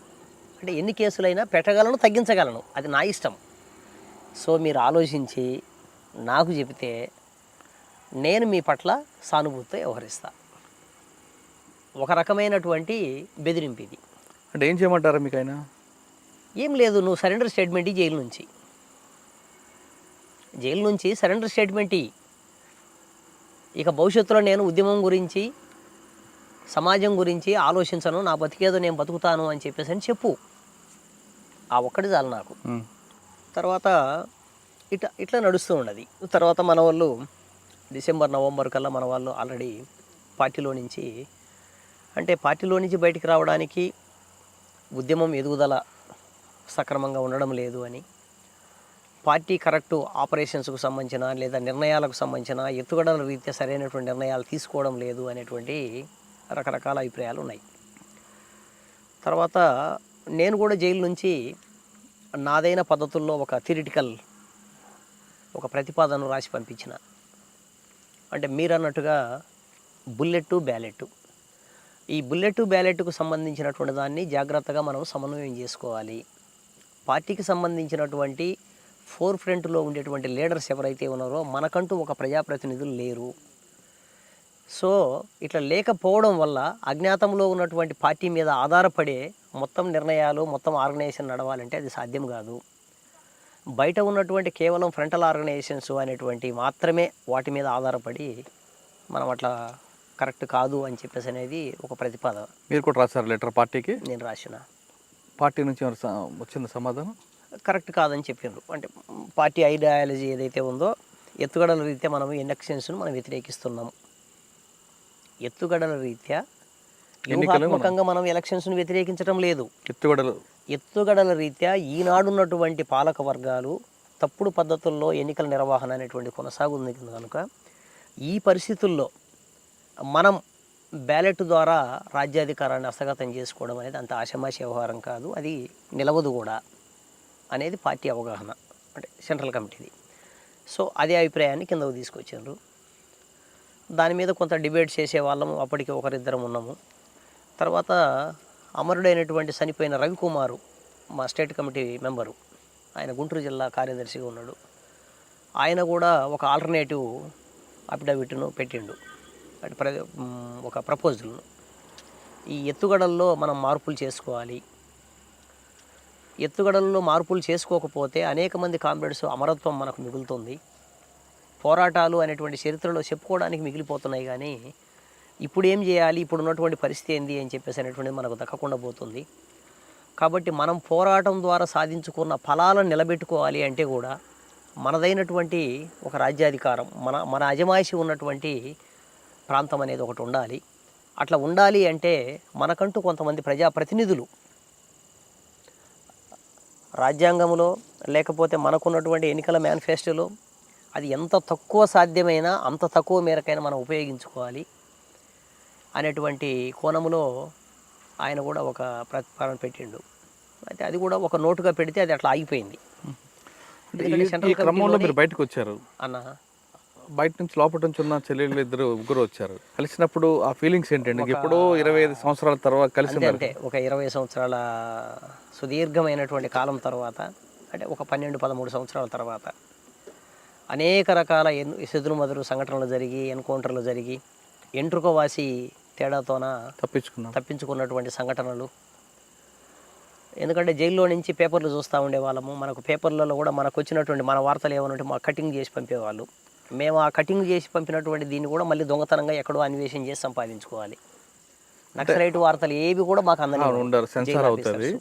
మీరు జైల్లోంచి బయటకు వచ్చిన తర్వాత అప్పుడు అమ్మ నాన్న మీ బాల్యం అంతా గుర్తుకొచ్చిందా అన్న? సాధారణంగానే గుర్తుకొస్తుంది కదా, అంటే మానవ అతీతులమేం కాదు కదా. గుర్తుకొచ్చినా ఏ లక్ష్యంతో వెళ్ళామో ఆ లక్ష్యం సాధించామని అనిపించిందా? లేదు ఇంతకాలం దూరం అయ్యాం కుటుంబ బంధాలకి, లక్ష్య సాధనలో మనం సంతృప్తి చెందా అనిపించిందా? లేదు మనం ఇంతమంది విడిపోయాము కానీ మన లక్ష్యం సాధించలేకపోయాము అనే భావనలో వచ్చారా? వాస్తవంగా దీంట్లో 2 అంశాలు ఉన్నాయి. ఒక పక్కన ఇందాక నేను చెప్పినట్టే కొన్ని పదుల సంఖ్యలో అమరులైనటువంటి నేపథ్యం. చాలామందిని మేము రిక్రూట్ చేసి పార్టీలోకి తీసుకొచ్చి వాళ్ళతోట తుపాకీ ట్రైనింగ్ల దగ్గర నుంచి రాజకీయ క్లాసుల వరకు అనేకం చెప్పుకుంటూ వచ్చినటువంటి వాళ్ళం. చాలామంది వాళ్ళందరూ అమరులైనరు, వాళ్ళ తల్లిదండ్రులకు వాళ్ళు దూరం అయినరు. కాబట్టి ఆ విషయాలు గుర్తుకొస్తే చాలా మనసుకు బాధ అనిపిస్తుంది. అంటే మీరు అందరు కలిసారని టైంలో మన కుటుంబం, అంటే మన అనుకునేటువంటి కుటుంబంలో నుంచి 1-2 సంఘటనలు, ఒక పక్కన అమ్మ, ఇంకో పక్కన మా సహచరి లక్ష్మి, అట్లాగే మా బావ జీవన్, ఇలా ముగ్గురిని మేము కోల్పోయినాం. ఇది మన కుటుంబం నుంచి ప్రత్యక్షంగా జరిగినటువంటి నష్టం. దీంతోపాటు ఇంకా మనకు బాగా అవినాభావ సంబంధంలో ఉన్నటువంటి మా గురువులు లాంటి వాళ్ళు శాఖమూరి అప్పారావు గారు కావచ్చు. ఎందుకంటే శాఖమూరి అప్పారావు అన్న అనుక్షణం మాతో పాటు ఉండి ఉద్యమాన్ని నడిపించిన వ్యక్తి. మా కంపెనీలో ఆయన నిరంతరం మాతోనే ఉండేవాడు రాష్ట్ర కమిటీ నుంచి. అట్లా ఆయన జైలు నుంచి బయటకు వచ్చిన దగ్గర నుంచి బహుశా కంటిన్యూగా చివరి వరకు కూడా మాతో పాటు ఉన్నటువంటి వ్యక్తి. ఆయన అమరత్వం, ఆయనతో పాటు ఇంకా అనేక మంది నాయకులు. ఈ నేపథ్యంలో మన కుటుంబం కలవడం అనేది ఒక రకంగా అదృష్టం, ఒక రకంగా ఒక సంతోషకరమైన అంశమే. ఎందుకంటే సంతోషకర సంఘటనలు, ఈ విషాదమైనటువంటి నేపథ్యంలో ఒక సంతోషం, ఆ మధుర క్షణాలు కొన్ని రోజులు ఉంటాయి. తర్వాత మీరు సాధారణ జీవితం కొనసాగిస్తున్నారు. మీరు చెల్లెలు, మీ బావలు అందరు కలిపి ఉమ్మడి కుటుంబం ఏ విధంగా ఏ లక్ష్యం కోసం అయితే అడవిలోకి వెళ్ళారో ఆ లక్ష్య సాధించుతూ బయటకు వచ్చి కష్టాలు నష్టాలు ఎదుర్కొంటూ తిరిగి చెల్లా చెదురు కాకుండా ఒక ఉమ్మడి కుటుంబ వ్యవస్థని మీరు నడుపుకుంటున్నారు.